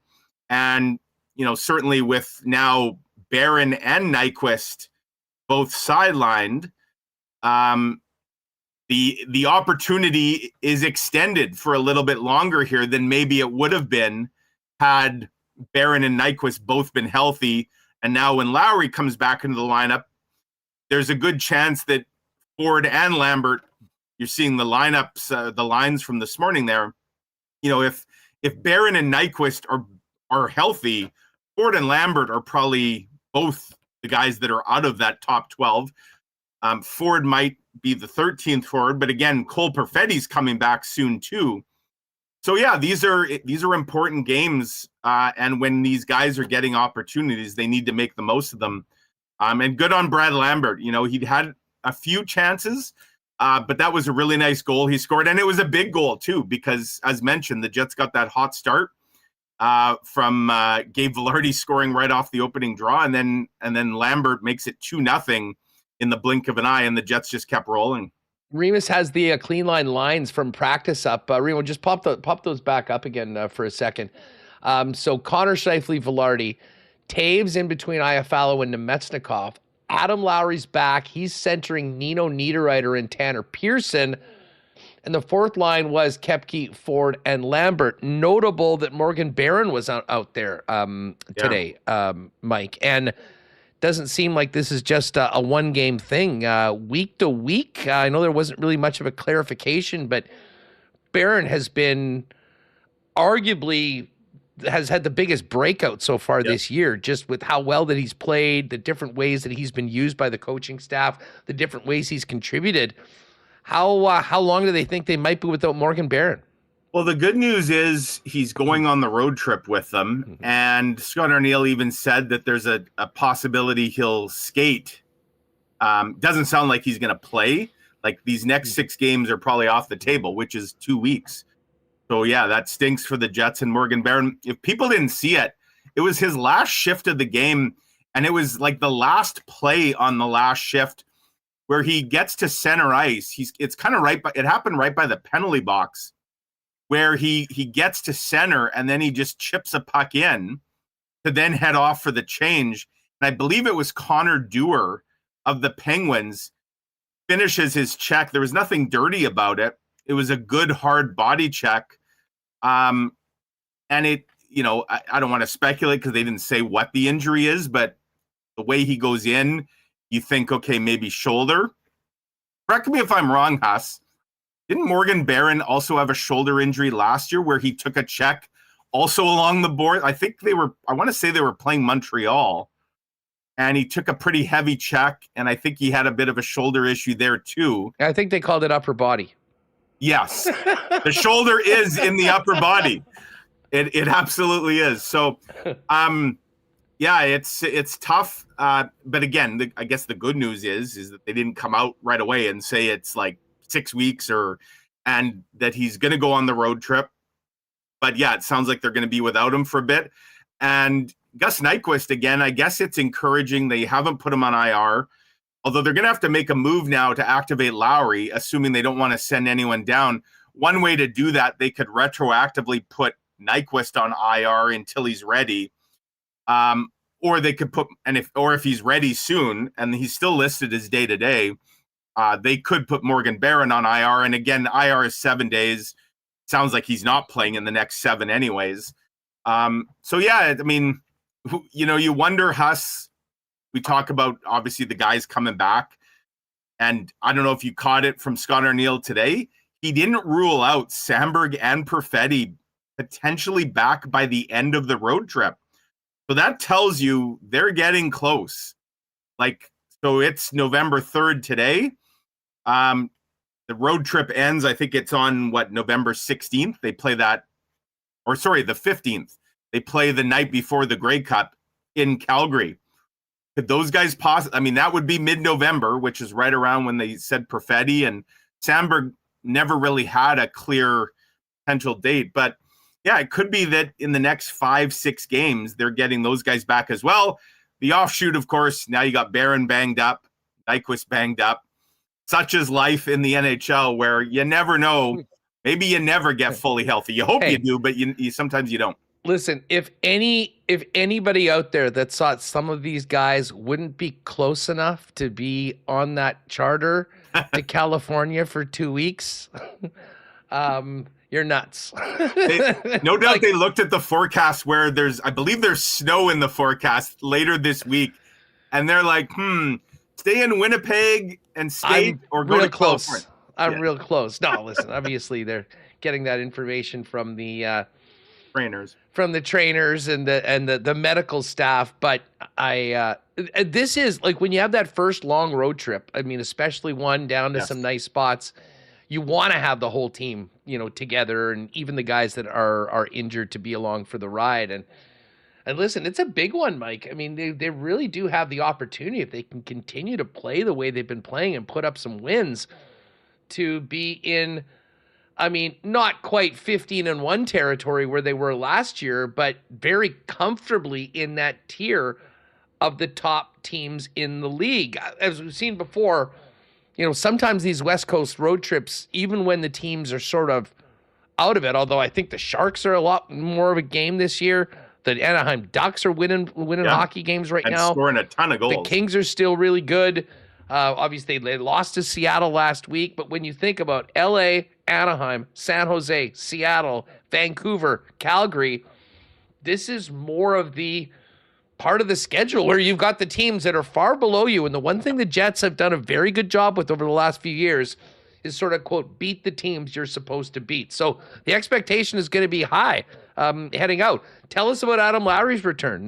We hear what the captain is up to and what the coach had to say about how he'll slide back in. Yeah, so he is good to go. And in fact, it sounds like he was really close to playing Saturday against the Penguins, where they actually had a long discussion about it, and they ultimately erred on the side of a few extra days. That's probably for the best. He got obviously a good practice in today. He'll get the morning skate tomorrow.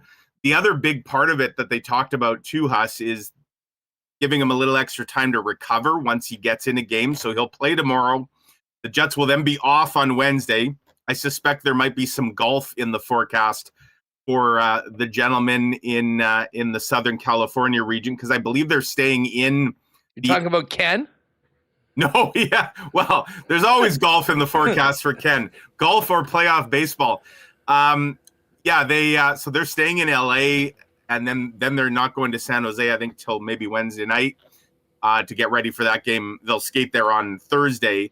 So Lowry will get a full day kind of off after his first game back. Then he can practice on Thursday, and then obviously be back for a second game on Friday. So the schedule and hey, that nice warm Southern California weather is pretty good for making the muscles feel a little more relaxed too. So yeah, it's he just jumps right into the spot that Morgan Barron had last game, with Barron now coming out, right? Obviously, there's familiarity with Nino Niederreiter. Lowry and Nino have kind of been joined at the hip. And I guess Tanner Pearson, for now, Huss, is playing the role of Mason Appleton on that third line. Like that line of Lowry, Niederreiter, and now Pearson, I suspect they're going to be used very much like the Lowry, Niederreiter, Appleton line was used. Now, maybe not right off the hop, but, you might want to try and ease Lowry in a little bit. I'm sure the temptation will be there, though, to try and get him out there right away against the other team's best. And that's where it's an interesting situation now with the Jets, isn't it? One they did not have last year. No offense to Vlad Nemestikov and what he did as a center. I think we're now seeing Vlad Nemestikov as a winger is a much more effective player. He's already more than halfway to his entire goal total from last year. Now you've got Jonathan Toews, who is like having another Adam Lowry in a way, very responsible defensively. Toews is absolutely a beast in the faceoff circle. I think now you have a scenario where you don't need to lean on Lowry maybe as heavy as you have in the past, because you've got another Lowry-esque player also as a veteran center in your lineup. And that's we're not even mentioning Mark Scheifele, who's leading the NHL in scoring right now, off to the best start of his career. You look at that strength up the middle, and once Morgan Barron gets back, assuming they want to keep him at center, is there a better 1 through 4 up the middle than what the Jets will have in Scheifele, Lowry, Toews, and Barron? That is the kind of, and you talk about how championships are won, obviously elite goaltending. The Jets have always checked that box off. They've got some real strength at the middle. And that's, then they've got guys like Nemestikov and Ford who can slide in there as well. The Jets have a lot of strength up the middle, and that's a good sign for them.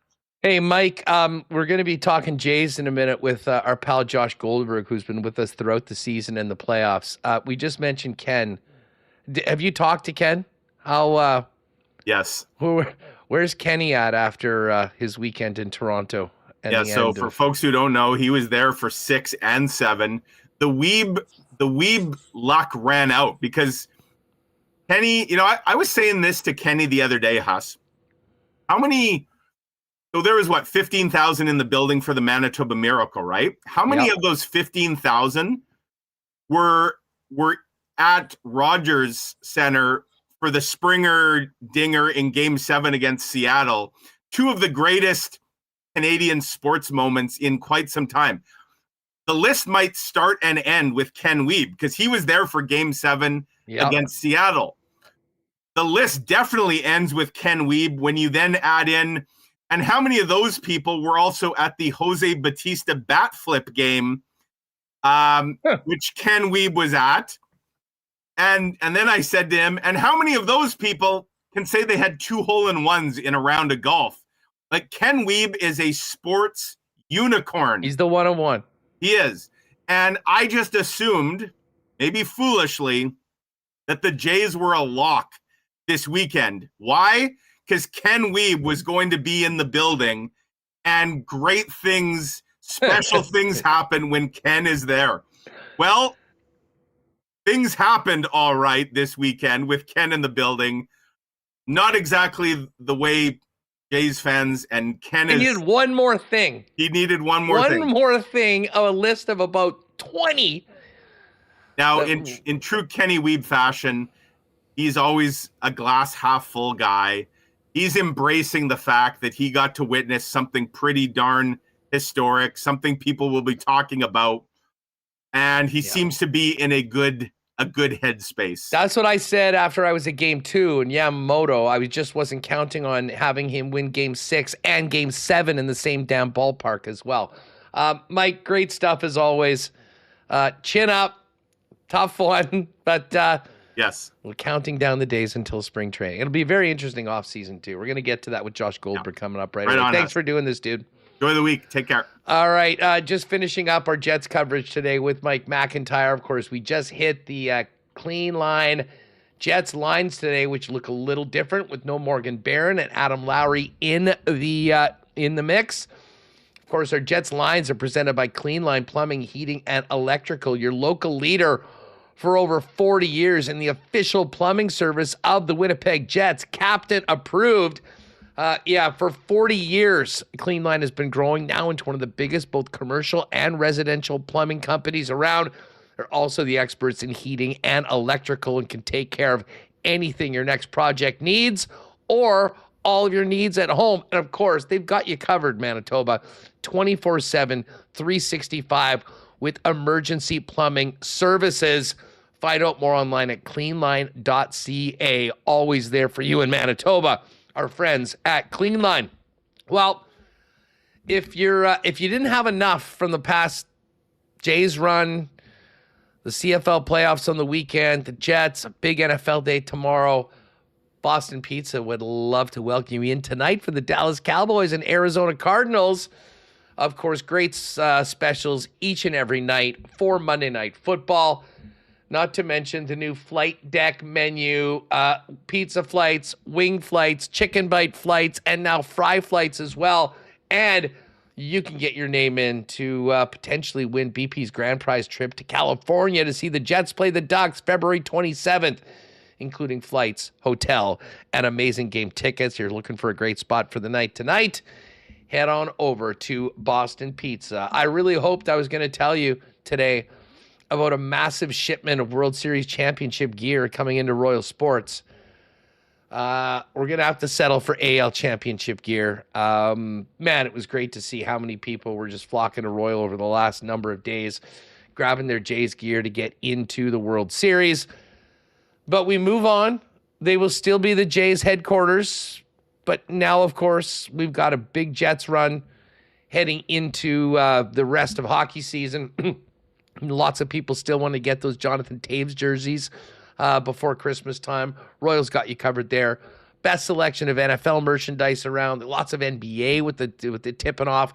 And, of course, still the hockey superstore in town for everything you need for the game, from stick tape, pucks, and skate sharpening to full equipment. Royals got it all, 750 Pembina Highway. Follow them on Instagram at Royal Sports Winnipeg for the latest merchandise drops and sale information. All right, just before we bring in Josh Goldberg, many of us needed a beer after that Game 7. Here's a big cheers to our favorite local brewery, our friends at Little Brown Jug.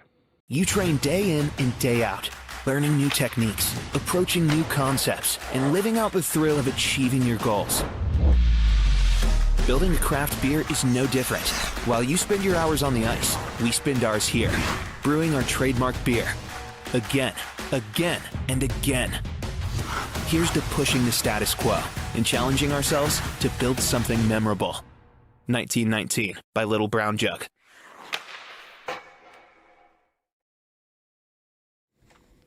Well, there was no way, even after we opened the show, that we could not bring on the guy that's been with us throughout the regular season, throughout the playoffs, talking Jays at Blue Jays Nation, and with us here on Winnipeg Sports Talk, our pal Josh Goldberg, who I do believe was in the game, in the building on the weekend.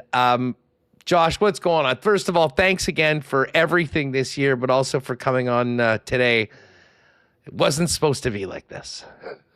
No, it wasn't. And it's as bad of a loss as I've been alive for. And there have been some tough ones, but this is the type of loss that stays with you forever, really, especially if you're not able to get back there and win it.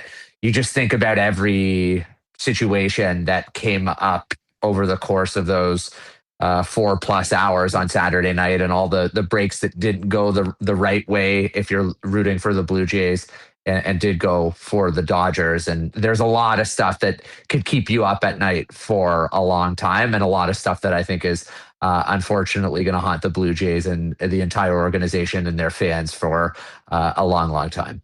I woke up on Saturday or Sunday, still in a state of shock, to be honest with you. And I'm not sure that it's sort of gotten past. I knew doing the show today might be somewhat therapeutic, talking to you and talking to Reem. But like yesterday, Josh, there's so many things that happened on the weekend. They could have won Game 6, or they could have won Game 7. And honestly, it was tough. I didn't even want to start thinking of anything, because it was just like reliving it all over again. But the bottom line of why many people are saying it was the best World Series ever, and the closest and most excruciating way for a team to come so close and lose, is that there literally was a laundry list of plays where if one little thing didn't go different, many somewhat very fortunate on the Dodgers side of things, there's a parade in Toronto happening today or tomorrow. Yeah, that's why it's so excruciating. If they had lost 8-1 or something like that, obviously you would still be very upset and very disappointed and very sad, but there's not as much that you could unpack from something like that. You could just say, well, we got beat tonight by a team that was better, and it's extremely disappointing that we didn't play our best game in the most important game of probably our lives. But they had some good moments. They went 3 for 17 with runners in scoring position. I think no matter what you say about any number of things that could have gone another way, there were too many times where they had runners on in big spots and just could not deliver. And that was a problem over the last 2 games. Unfortunately, it was something that was a problem for them the last couple of seasons, and they were much better in that respect all year long and throughout the playoffs. But unfortunately, it reared its head at the worst possible time. And, the Dodgers went 1 for 11 with runners in scoring position in Game 7. They just hit some home runs that kind of overcame those deficiencies. And there were a lot of areas that the Blue Jays outperformed the Dodgers, but the Dodgers did a good job buckling down in terms of pitching and defense when they needed to. And in a series as close as this one, those little things end up making all the difference in the world. And that's why, as we sit here, the Dodgers are the ones that were able to close that thing out and win that game. And the Blue Jays are the ones that are going to be looking in the mirror and wondering what if, and what could have been, and all of these things that, again, are the types of things that haunt you for the rest of your life. We were having a conversation going into the weekend just about how big the TV numbers would be. And I can't remember ever a point where it seemed like the entire country was so sort of pulling the rope on the same way. And I would be surprised if these numbers beat the Olympic hockey numbers. If it's something, it's the only thing I could really think of truly challenging this. But part of that was how invested. We saw what the price of tickets were for the games on the weekend, and how far people traveled and what they did to get their butts into the seats there. And it created, an all-time World Series atmosphere. But that also meant that the disappointment and the heartbreak was that much more when it was done. What was it like right after the game and walking out of the building on Game 7? Well, I'm trying to think of similar moments, and it's hard to kind of replicate something as devastating as that. There's just anger, frustration, sadness, heartbreak, everything you could want. It was quiet, but there are other points it wasn't so quiet. It's just one of those things that you wish you never have to endure as a fan of a team getting that close, 2 outs away, and then all of the other opportunities that they had to move on. And that, I think, just magnifies how much more painful it is and how much it hurts everyone. And I think the fact that this was such a likable group really factored into that as well. I think it was really easy to get behind these guys, the way that they played, the characters in that clubhouse, the togetherness that they seem to play with, the love that they seem to have for one another. And that was clearly evident post-game when you heard some of the comments from a number of different players, the emotion, the sadness, all of that stuff. And I think it's hard to have a group like this that genuinely is as connected as any group could be, and pulling for one another and playing for one another and having a fan base kind of rally behind that. And for it to come up short in the painstaking way that it did, there's just an added layer of hurt, considering how much everyone wanted it for this particular group of players. Yeah, and to have those, I mean, I was telling the story earlier. I mean, I saw Baumgartner come out of the pen in Game 7 in 2014 and pitch 5 scoreless innings, which just every single out was like ripping the heart out of everybody at the K that night. And I mean, Yamamoto will forever be the boogeyman of Blue Jays fans based on what he did this year. Lost in the heartbreak and just the despair when you pull back. I mean, the Jays had such an amazing series. I mean, like, they actually had a great series as well.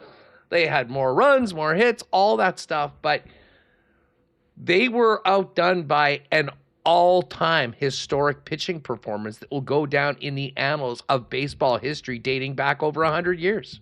Yeah, a starting pitcher winning 3 games in the World Series and picking up a win. Yeah, in Game 7 on 0 days rest after winning Game 6. It's going to be hard to top that, realistically. Maybe down the line, something like this could happen again, but these are increasingly rare performances because you have to be a special type of athlete and pitcher and all of that stuff to be able to not only come out on 0 days rest, but excel. Like, he was as good as he always is. His stuff was razor sharp. His velocity was good. And that just shouldn't really be the case. Even if you're talking about adrenaline with Game 7 and a championship hanging in the balance, pitchers are creatures of habit and they need that rest and recovery.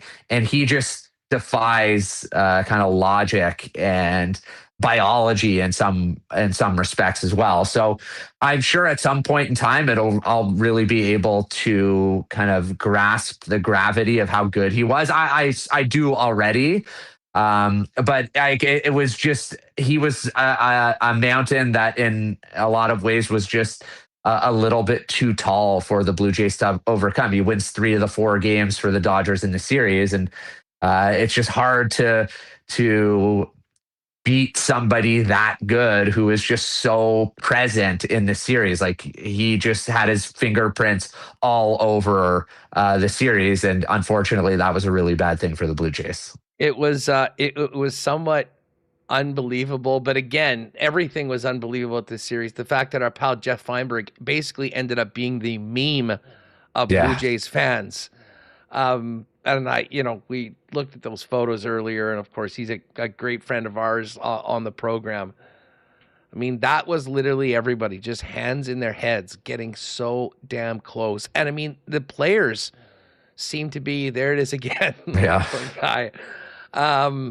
Again, afterwards, I mean, we played Ernie Clement, who was in tears, Hoffman blaming himself for it. They really were, like, part of it was not only what they were able to do, but they were so much more a likable group than really anything we'd seen in a long time, which I think made that emotional connection from fans to that team that much greater.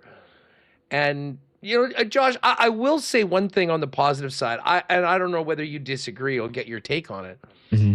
I do think the season that they had, the playoff run that they had, the fact that Vlad is already re-signed and there is sort of a clear leader of the team moving forward, I do think that the strides the organization took will be felt in a very positive way.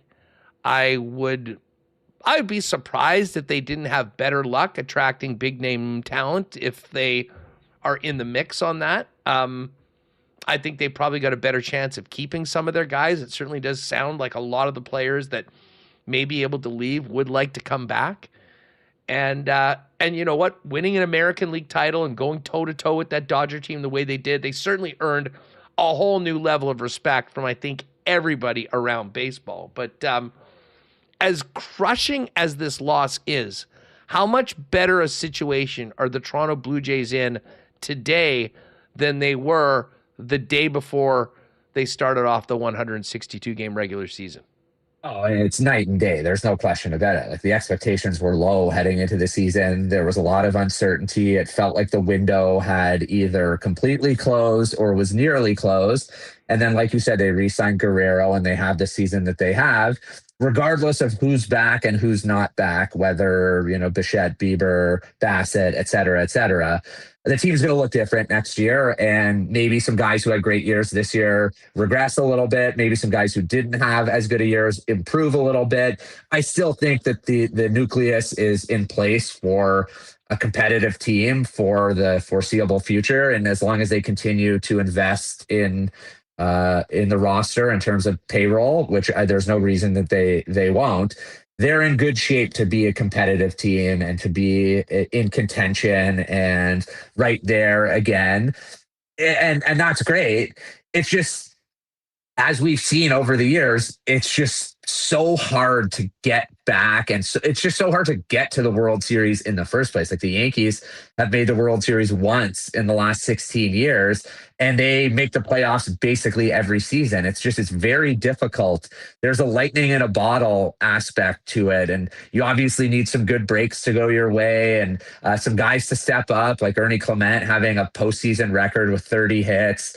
You need stuff like that to happen in October, and the Blue Jays could easily find themselves in the same position next year. But the odds are against that. The odds are still better if you make it to the playoffs every year, but statistically, historically speaking, it's pretty difficult to lose the World Series and get back next year. I know the Royals did it in 14 and 15, but it doesn't happen that often. Like, there's just so much unpredictability in baseball and so much unpredictability, particularly in the postseason, that it's a difficult road to get back. But they're at least well equipped and positioned nicely to have a roster that should be ready to go come opening day 2026 to take another crack at this thing and hopefully get back and get that last out that they needed this time around. Well, you know what? I've told a lot of people, my closest Blue Jay friends, I was there with the despair in the K in 2014 as Baumgartner came out as the boogeyman and Yamamoto, the Royals, and the Giants celebrated on the field. And then they came back and did it the next year. And they were in a very similar to the Jays before the season. I mean, a team that had done absolutely nothing in the playoffs for basically 30 years since winning it in 85 and was able to do it. And I do think that this team, if they can bring back some of the key players, like, let me just quickly, before we break, Josh, Bo was at the top of that list. What are the chances that you think he's back with the Blue Jays, and what does it take to get him to stay financially? And then elsewhere, who are some of the key pending free agents, and thoughts on the likelihood of them being back for another run? I think there's a shot for Bo to be back. It will be really interesting to see how they navigate shortstop or second base, because they're way better defensively with Andres Gimenez at shortstop. There's no question about that. I'm sure Bo is hesitant to move over to second base. This was kind of a out of necessity scenario, but I envision he's still not yet 30 years old. I still imagine he sees himself as a shortstop. I think there's a common ground, like maybe a 7 or 8 year contract. $175 to $200 million, I feel like, could be the sweet spot. Maybe that gets it done. And I think that there's a greater than 50% chance that he's back. And that's much more than even before the start of the playoffs, and certainly before the start of the season. I think this run is probably the type of thing that might spur you on to stick around to get it done when you get this close to the team that drafted you, team you came up with, the star teammate that you've been linked to since day one. And then beyond that, Shane Bieber's got a player option that I assume he will decline. I could see a scenario in which he's back, and it'll be interesting. There are other free agent starters out there, Framber Valdez, the Astros, Dylan Cease of the Padres. They might command a little bit more than Bieber because of their durability and stuff of that nature. But I think the Jays will be in the market, whether it's Bieber or one of those guys, to add a starting pitcher, even accounting Trey Savage in the mix. Like, they have 3 starters, Gausman, Savage, Barrios, I guess, heading into next season. They got to figure out the remaining 2. Is Chris Bassett back? Do you think about Chris Bassett in a bullpen role? I don't know if he necessarily sees it. Again, kind of the need was there in the playoffs, and he's a team guy, so he did it. There are going to be a lot of fascinating questions that need to be answered.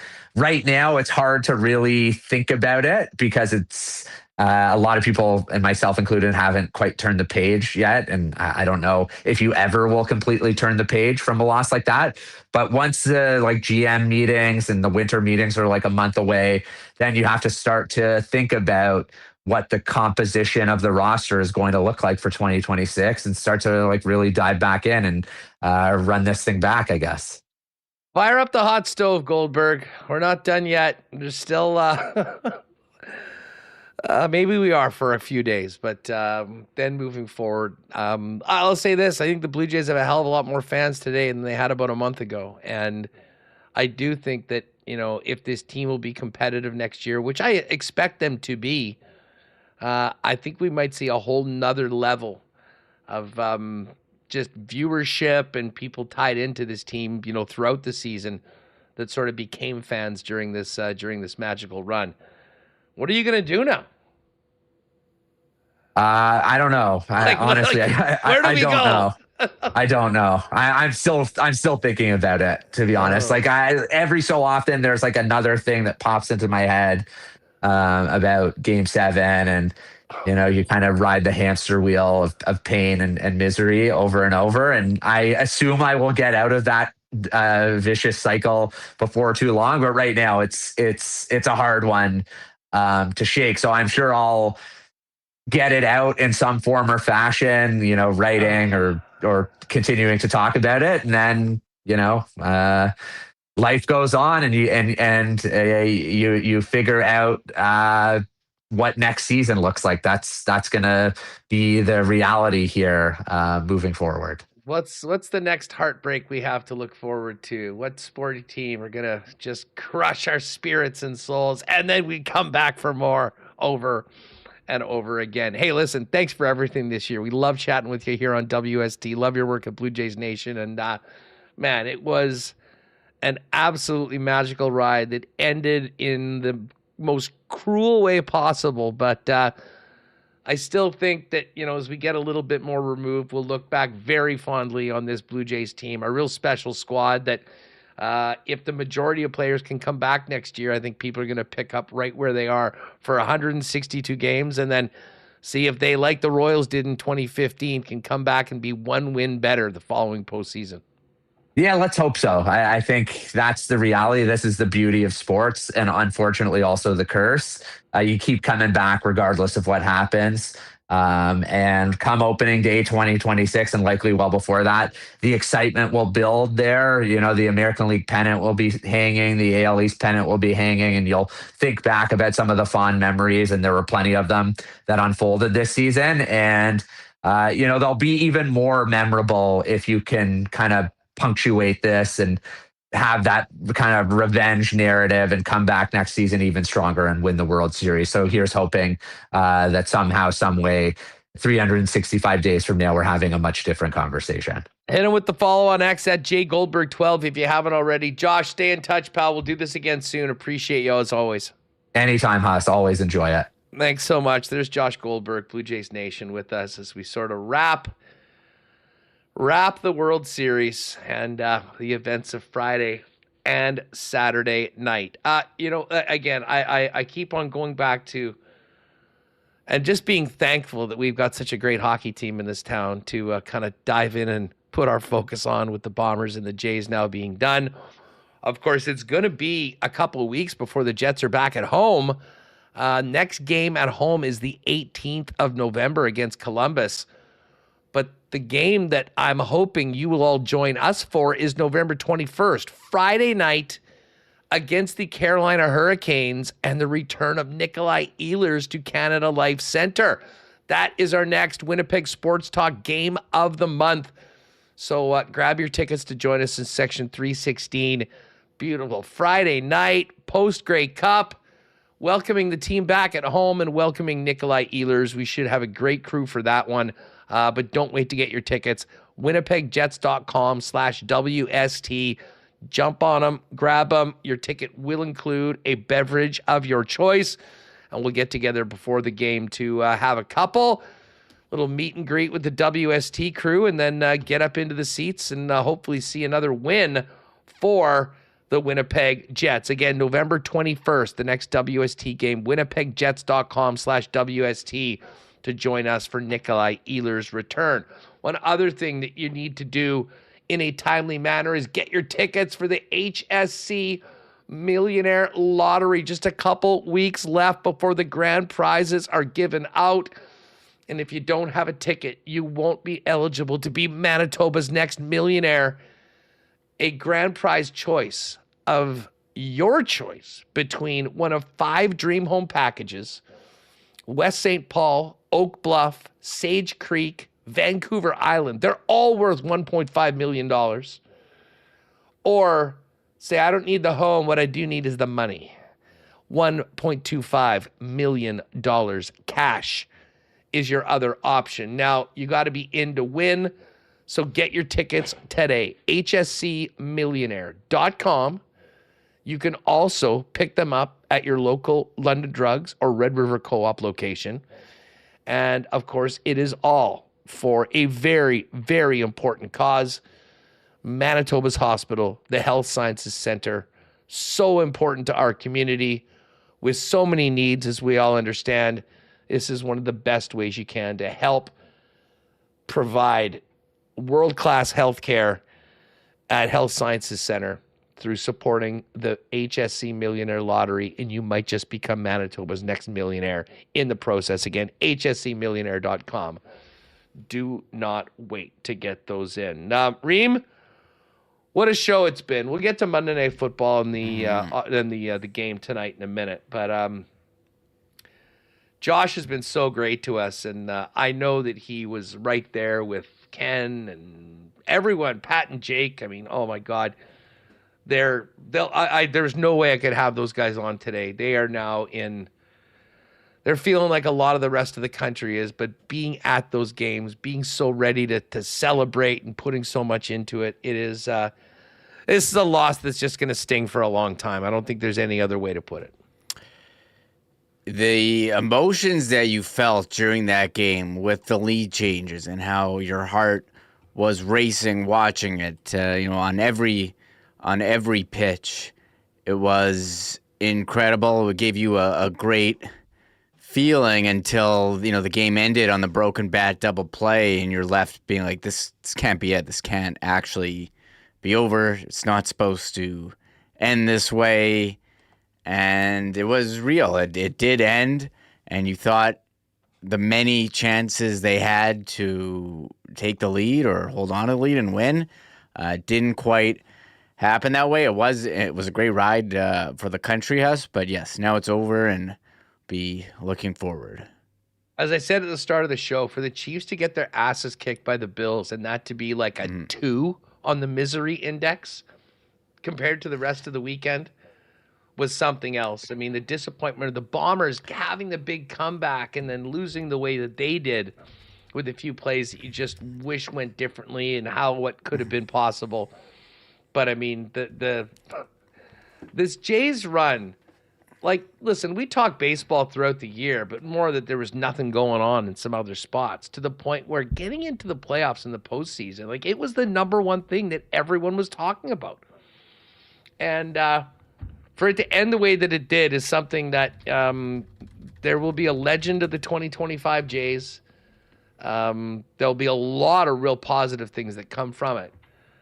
But again, falling so short, just the memory of being that close is going to be somewhat haunting, I think, for a lot of the players and certainly from the fans who connected with that team unlike anything that we'd seen probably since 1993. That's the one thing I love about this. I think, baseball, it's in the summer. There's a lot going on. Maybe you're not as invested, but this really brought in a lot of people watching for the first time or who had never watched, and that's how you bring people in. You show them the excitement of the playoffs, and they'll tune in for regular season, get involved. A lot of people wearing jerseys out there. It's pretty awesome to see. You mentioned the merch at Royal flying off the shelves, and you think about how much fun this was. And again, since 1993, there haven't been a lot of Blue Jays playoff runs. 2015, what was the first time they got in, and then 2016. And then 22, they got bounced by Seattle. This group had never won a game. Yeah, so very rare. And I couldn't help but think the Dodgers, it seemed to mean so much to the people in the stadium. And when the Dodgers won, I don't know if it was disbelief that they pulled it off. Although I did see a video of Mookie Betts very pumped making that double play. Their celebration seemed a bit subdued. I thought maybe because they had won already before. Yeah, they were meant to win.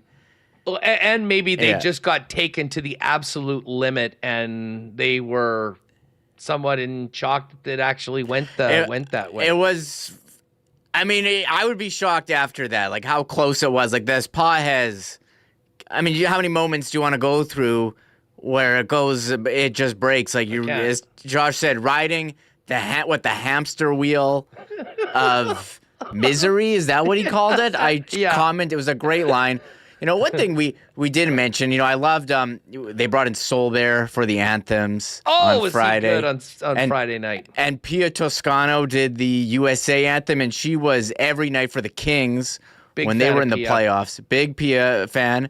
And also, we'd have to give a shout-out, or not a shout-out, but that streaker who ran on the field in the middle of Game 7 in his clothes with a flag, wasting everyone's time watching it, wasting the players' time.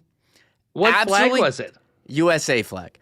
Absolutely disgusting, this person. They need to be publicly named and shamed for wasting everyone's time versus Game 7. Nobody wants to see that. It was horrible. No, I hope they arrested them and they can take their sweet-ass time by letting him get in front of a judge. Terrible. That guy needs to be Canada. shamed. Everything's backed up. You just got to wait. Enjoy your time in the downtown precinct of Toronto. Everyone's been waiting for this Game 7, and this idiot runs on the field, wastes it for everyone. I need those 5 minutes back. And they're showing the players' reaction what a douche, that guy. What an asshole. Know. Yeah, I guess we didn't see enough, or maybe I was just talking to the people that I was with asking what the hell was going on, but I did not know that. The streaker. Idiot. Was he even naked? If you're going to do it, at least go naked. Yeah, with a goldenpalace.com tattoo on your back. Yeah, at least say, some marketing ad agency put him up to it. Well, he just did it because he wanted to? Idiot. Wasted everyone's time. We're sitting here it's the most intense game ever. And some moron thinks they can just run on the field and ruin it? Horrible. I hope that there was some... I hope the security took care of the guy afterward. That is outrageous. I don't usually... Well, anyways. I've never been so angry watching a streaker. Frustration. There was a streaker in the Grey Cup, but that was kind of funny. She was amazing. Actually, the one in BC? The police didn't know what to do with her because she was naked. They didn't want to touch her. It was awkward. It was quite the conundrum. Somehow tells me we won't be getting that same performance in a couple weeks in Winnipeg. It's going to be cold. Maybe we will. Hey, just quickly on that. And again, we'll do a full rundown. Like Monday Night Football happened tonight. We'll kind of do a little bit of an NFL landscape tomorrow on the program. But yes, the Bills did smash the Chiefs. I mean, I know it was 28-21. That game was not that close.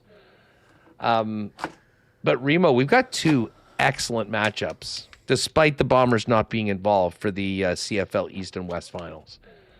Montreal, and I guess we'll touch this right now as we kind of transition over to the Coolbet lines. I was with Iwanek today, and he asked me to guess the lines. Oh, I haven't even looked. Okay, well here I'll ask you. What do you think the lines will be? Saskatchewan -2.5. Okay, and actually, I looked yesterday. Isn't Montreal favored? Is Montreal favored by like 1.5? I guessed Montreal -2. It's 2.5 for Montreal, -2.5. Okay. And I guessed 3 for Saskatchewan. Nailed it. That has now actually gone to Saskatchewan -3.5. Oh, wow. Okay. So Montreal and Saskatchewan, the favorites for the Grey Cup. The Grey Cup odds right now, Sask +210, Montreal +215, Hamilton at +325, and BC, the longest shot to win, at +375. Those numbers all at our partners over at Coolbet. Can't wait for Jake, Pat, and the boys to come in. Hopefully they'll be over the Jays' loss by the time they get to Winnipeg. We're going to have a hell of a fun weekend when they get into town. But a lot of people didn't see the end of the West Final because it was the start of the baseball game. But, I mean, that was, as I said earlier today to Matt Iwanek, the one thing that these games on the weekend did was make a very strong argument that no changes are necessary in the CFL right now because both of the games were phenomenal. Yeah, and BC barely moved. I think they were +400 before the playoffs. And I'm very surprised, very surprised that the odds are the same. Montreal, I think they're better than Hamilton, so I'm surprised that the odds makers think so too. I thought maybe I was just on an island there. Apparently not. And yeah, two great games on the weekend. The Bombers game, man, we didn't talk about a lot of with Taylor Allen, but the key moments, the Willie Jefferson flag that on was the sack, just agony. Like it was such a huge play, and then all of a sudden, instead of a 12-yard sack, they're getting 15 the other way.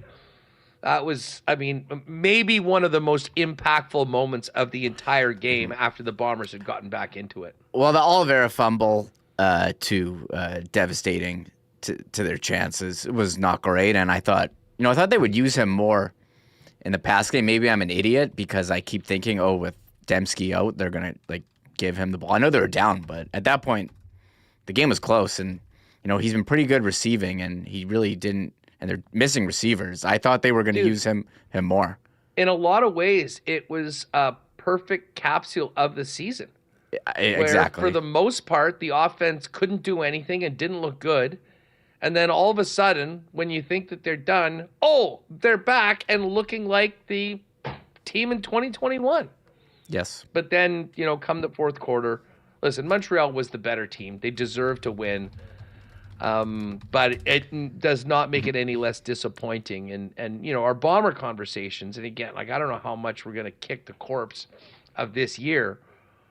But I will say, kind of like what we said with Taylor Allen, my disappointment this year kind of goes back to the offseason. That I'm not sure that they ever really, even compared to previous years, did enough personnel-wise to give the team a realistic chance to win on most nights. And knowing that they were hosting the Grey Cup, if anything, I thought they would have been going over the top, doing everything they could to stack that roster and win. And, it didn't happen at the start of the year. We heard the stories from Taylor, about the Terrell Ford and Kenny Lawler not really getting offers until very, very late. The entire free agency, the fallout of last year's loss was weird. And listen, I mean, the questions about Jason Hogan are continue. I know that we'll maybe have some of Mike O'Shea tomorrow for you from his presser today and talk about it. But there's a lot of work to be done, and I'm not sure they've got the guy that's going to guide the offense, especially with Zach being back next year. It just seemed like there was a real disconnect. I mean, I know Mike O'Shea said what he said today, and Taylor just filled us in, but I would be very surprised if the offense was under the tutelage of Hogan next year, just based on what happened this season.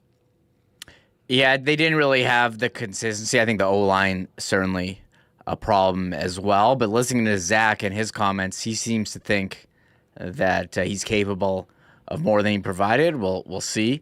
Didn't really get to weigh in on this. I was disappointed they didn't go for it 3rd and 4 on their own 51 with 3:17 left. Your offense has been going all day. You think you can't get 4 yards from your own 51.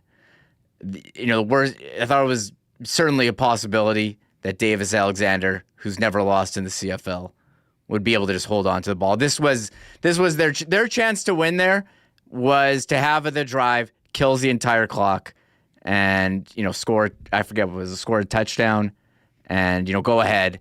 And BC Montreal never gets a chance. 3rd and 4, your own 51, 3:17 left.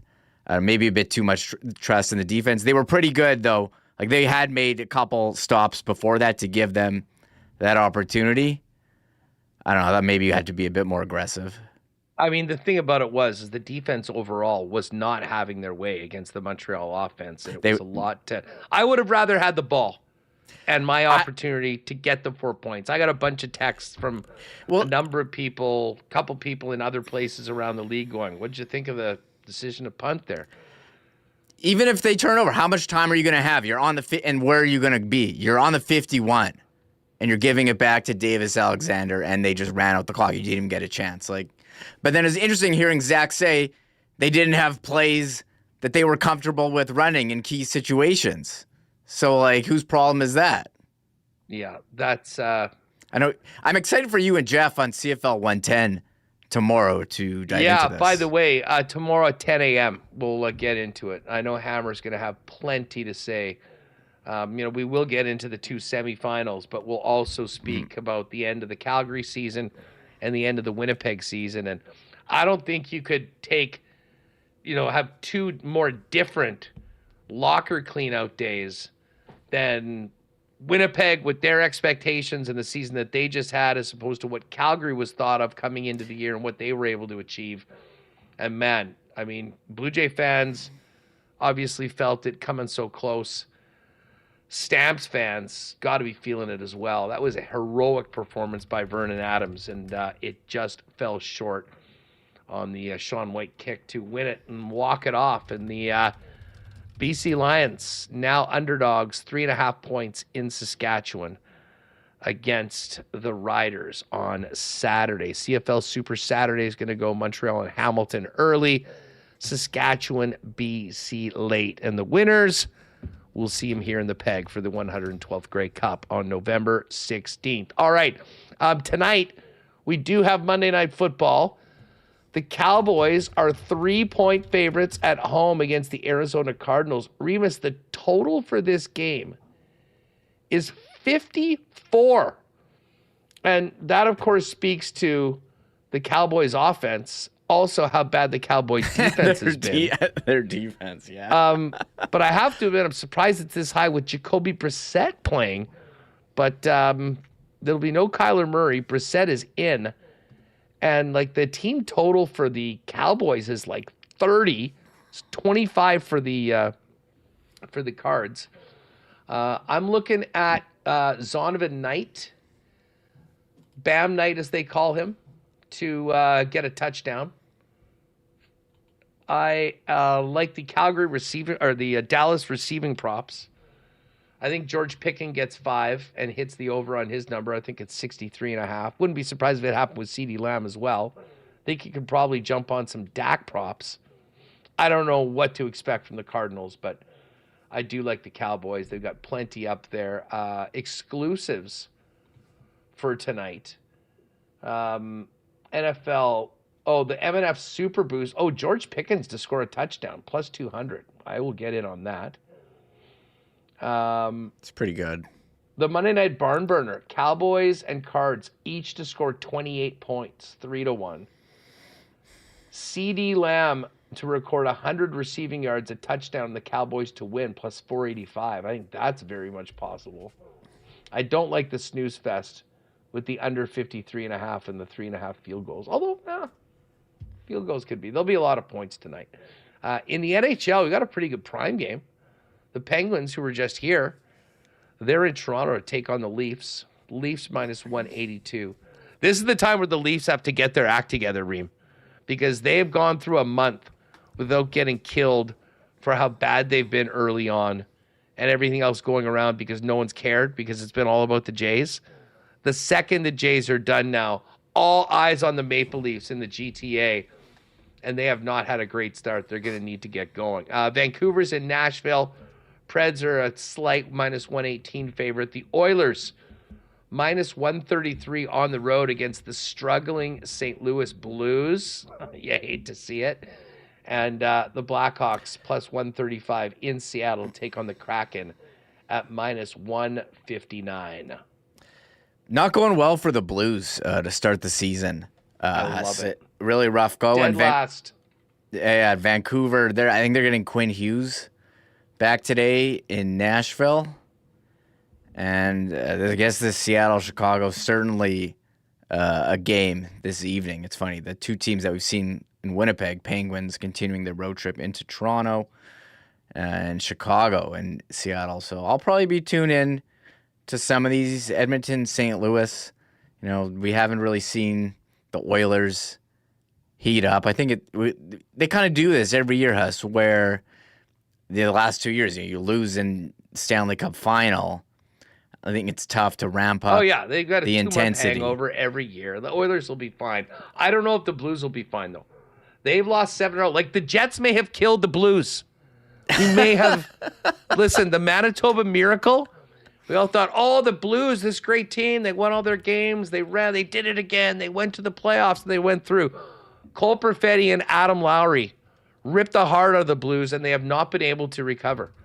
They are tied with the Calgary Flames at the bottom of the entire league standings with only 8 points. Now, granted, they played 12 games. Calgary's played 14. But 3-7-2 is a tough spot to be. And you know what'll warm your heart even more, Remo? Mm-hmm. Just above the Blues in 30th overall? Who? The Minnesota Wild. Oh. The Wild 4-6-3.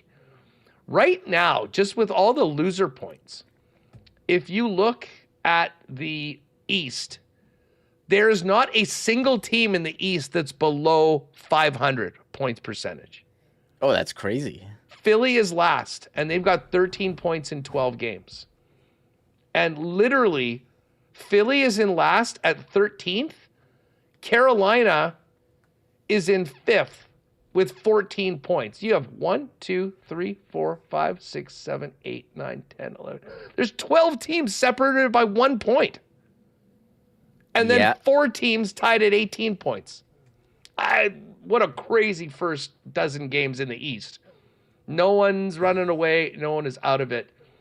But if you look at the West, there's the Avalanche, 19 points in 13 games. And if you want points percentage, you'll then see the Jets at the top of that list. Jets 9-3 through 12 games, 2 points up on the Mammoth. And don't look now, the Ducks 7-3-1. They've won 3 in a row. Lucas Dostal, I believe, is the number 1 star of the week.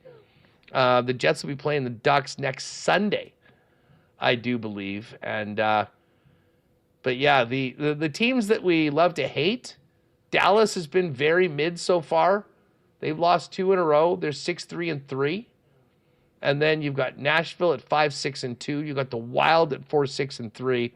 And the Blues at 3-7-2. So a lot of the teams that we expected to be more in the mix in the West, not in it right now. And the East, I can safely say absolutely nothing has been determined in the East, with 5 points separating 1st to 16th. Yeah, I think Anaheim being on top of the Pacific may be the biggest surprise. And I've watched a couple of their games. Very exciting team. Yep. Young Cutter Gauthier, Bennett Seneke, very good. Chris Kreider has been a nice add for them on the top line. Jacob Trouba throwing his body around. They've got some young talent. Quenneville coaching now seem to have some direction. They're going up top, and as you mentioned, great goaltending. So I'm looking forward to seeing that Ducks Jets Sunday. The Kings, they're outside the playoff picture. I don't know if it's going to go well for them this year. Negative goal differential. It seemed everything break right with the goaltending last year. It got a bit slower on defense. We'll get a good look at them tomorrow night. Well, the Jets owe the Kings one, so maybe they can get one over on them on tomorrow night's game. With the return of Adam Lowry, just looking at Anaheim, Leo Carlson, man, 16 points in 11 games. He's awesome. He absolute star right now in the National Hockey League. Tomorrow we'll get ready for Jets and Kings.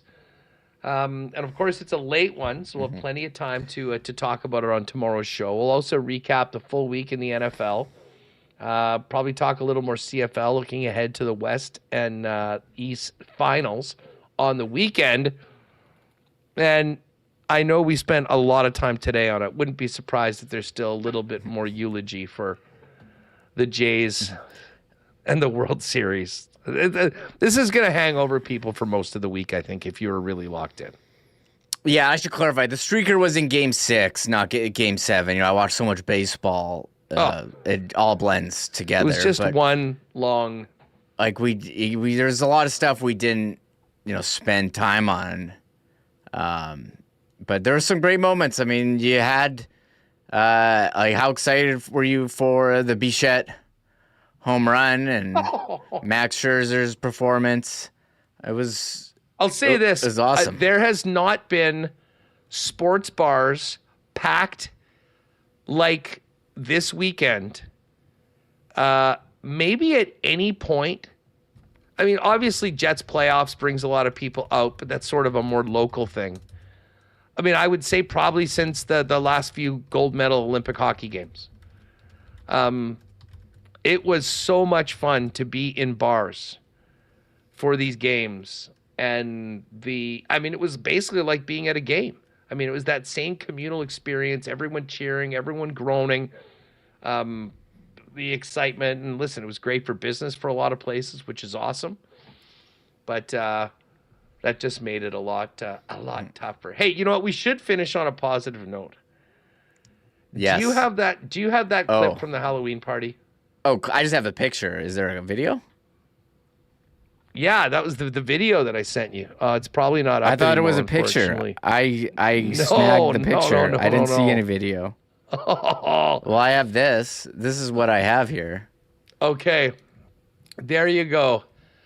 Halloween. Now, this is incredible. If you were lucky enough, now this was, and I don't think it'll be up anymore because it was on the story, IG story, so it's only there for a year. But I think it was Luke Shen's wife took a video introducing the Backstreet Boys one by one with it was a very well done video, like a close up of each guy. Oh, I didn't see that. Starting it off with Luke on the left, as you see. I'm not sure. He's AJ. He's AJ. AJ, excuse me. Yeah, AJ.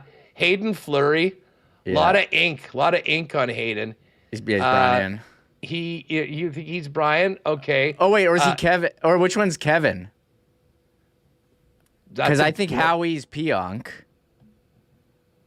Yes, oh, no, yes. Oh, no, Fleury's Kevin, right? Josh is Nick. Yeah, Josh is definitely Nick Carter. As you can see. He looks that looks amazing. Pionk might be Kevin, yeah, because he's doing the pose where he's holding his hands like that. So funny. And then Helly in the middle. But I wish if you saw it, on the weekend, the full reveal of the band video was. I mean, I was just crying laughing at it. But this picture gives you a good idea of what it was. And then I guess all their wives or GFs were the Spice Girls as well. This is the Spice Girls. Yeah, we got Jerry. We got Jerry. Yeah, Scary Spice, Sporty Spice. Victoria Beckham's looking pretty accurate there. Great costumes. Nice job. by everybody. Anyways, that you know what, you win a game like that, you're 9-3. What a great way to go into your Halloween party. They had a day practice today, and then off to it. I think it's a big Harry Potter theme. There's DeMello. What do we got? Nemesnikov here. Thanks for the Jets Instagram for posting these. What do we got here? We got Nino. What is he, Berserker, the wrestler, or is that a Harry Potter thing? Huss. I think that's a Harry Potter thing. I read the first Harry Potter book, and I watched the movie, and I thought the movie's not as good, and never continued. But Alex, I follow. What is he, like Ron Weasley? Who's that? He's a redhead guy from Harry Potter, I think. That's like... Okay, yeah. Listen, this is not my... I'm not a Harry... I said I know. Who do you know in Harry Potter? Harry Potter. Yeah. That's... Hermione, I know. Ron Weasley. Boo? Isn't there somebody? Boo? I haven't watched it in a while. Snape, I know. There you go. I've known a couple. So there you go. Anyways, AI with a good costume. There's Vlad. I think this is Velarde in the bottom right and his girlfriend. So this is all. Yeah, Colin Miller in the back.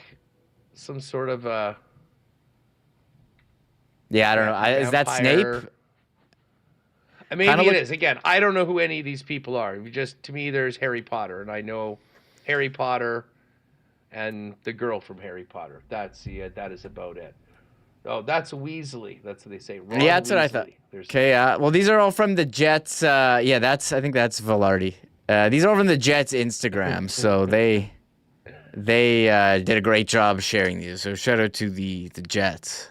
Shout out them. Yeah, you got to be on the gram on Halloween weekend because there is a lot of great content out there on Halloween weekend. The best costume I saw, I'll tell you, was CC Sabathia. Did you see his?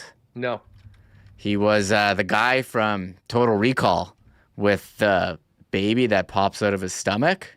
Go check out his Instagram. I can't share his partner's costume from the movie on here. I don't want to get shut down by YouTube, but it's on his Instagram. Oh, really? Okay. Well, I'm intrigued. Well, anyways, I know Halloween was a complete afterthought for most people because of the World Series, but I hope you did have fun doing whatever you did. I kind of forgot that it even happened. Although, shout out to the girls at the bar for throwing a bunch of Reese's peanut butter cups on the for us in about the 8th inning as we were stressing through Game 6 and Game 7. That was nice. But, hey, we got a game day edition tomorrow. Jets and Kings. More fallout from the Bomber season. Getting ready to host Canada and the CFL for the Grey Cup. But listen, it was a fun show today. Somewhat therapeutic. I already feel better. But we were all there, and what an absolute run. I do have to give a shout out to. Do you notice the new jersey ads on the back of the uniforms for CFL playoffs? Did you? Yeah, mobile. And you notice the big mobile ad? Yeah, I did. Whatever. They're fine. Wasn't my favorite, but good for them for getting revenue. Just had to add that in. Yeah, good for them. At the end of the day, with where we're at right now in the Canadian Football League, if they can make a buck putting something on the jersey, go for it. It was sort of neat, actually, kind of see the games. Like, oh, that's on all of the teams. So big hey, sponsor. A lot of people watch these games, so hopefully they got a good check for it, and we'll move forward. Grey Cup week is going to be wild here because not only will we have the matchup, but we'll have the commissioner's address, post all their announcements and stuff like that. This will be a very interesting Grey Cup week off the field, if you will, for the teams not playing, just considering the direction the Canadian Football League is going. And certainly Stuart Johnson will be right in the middle of all of that. We'll have some big Grey Cup plans as well, which we'll let you know about as we get going on. So, lots of hockey talk tomorrow. Lots of Jets, top of the league right now at 9-3. Well, certainly by points percentage over in the East. And thank you again, Jets, for winning on Saturday, because without that win, I'm not sure many people would have been able to even listen to the show today, and I'm not sure I would have been able to do it properly. That's going to do it for us. We got to get this podcast up. Been a fun one, as always. Huge thanks to Josh Goldberg for joining us, Mike McIntyre, Taylor Allen. CFL 110 tomorrow, 10 a.m. Join us live on the channel, myself and Hammer. I know that Hammer is already locked and loaded with Bomber takes and much more for the program. So join us then. And, of course, tomorrow live at 1 p.m., get you ready for the Jets and the Los Angeles Kings and much more. Thanks to all of our sponsors that make the show happen each and every day. And thanks to Michael Remis, all of our guests, and all of you for being a part of it. Monday Night Football tonight. We move on. And tomorrow, Jets back in action looking for their 10th win of the year. We'll see you tomorrow. 10 a.m. for CFL 110 live on YouTube. 1 p.m. live right here for Winnipeg Sports Talk Daily. Take it easy, everyone. Oh, my God. Oh! Shut it down. Let's go home. Thanks for tuning in to Winnipeg Sports Talk Daily. Make sure to subscribe on YouTube and your favorite podcast feed at winnipegsportstalk.com.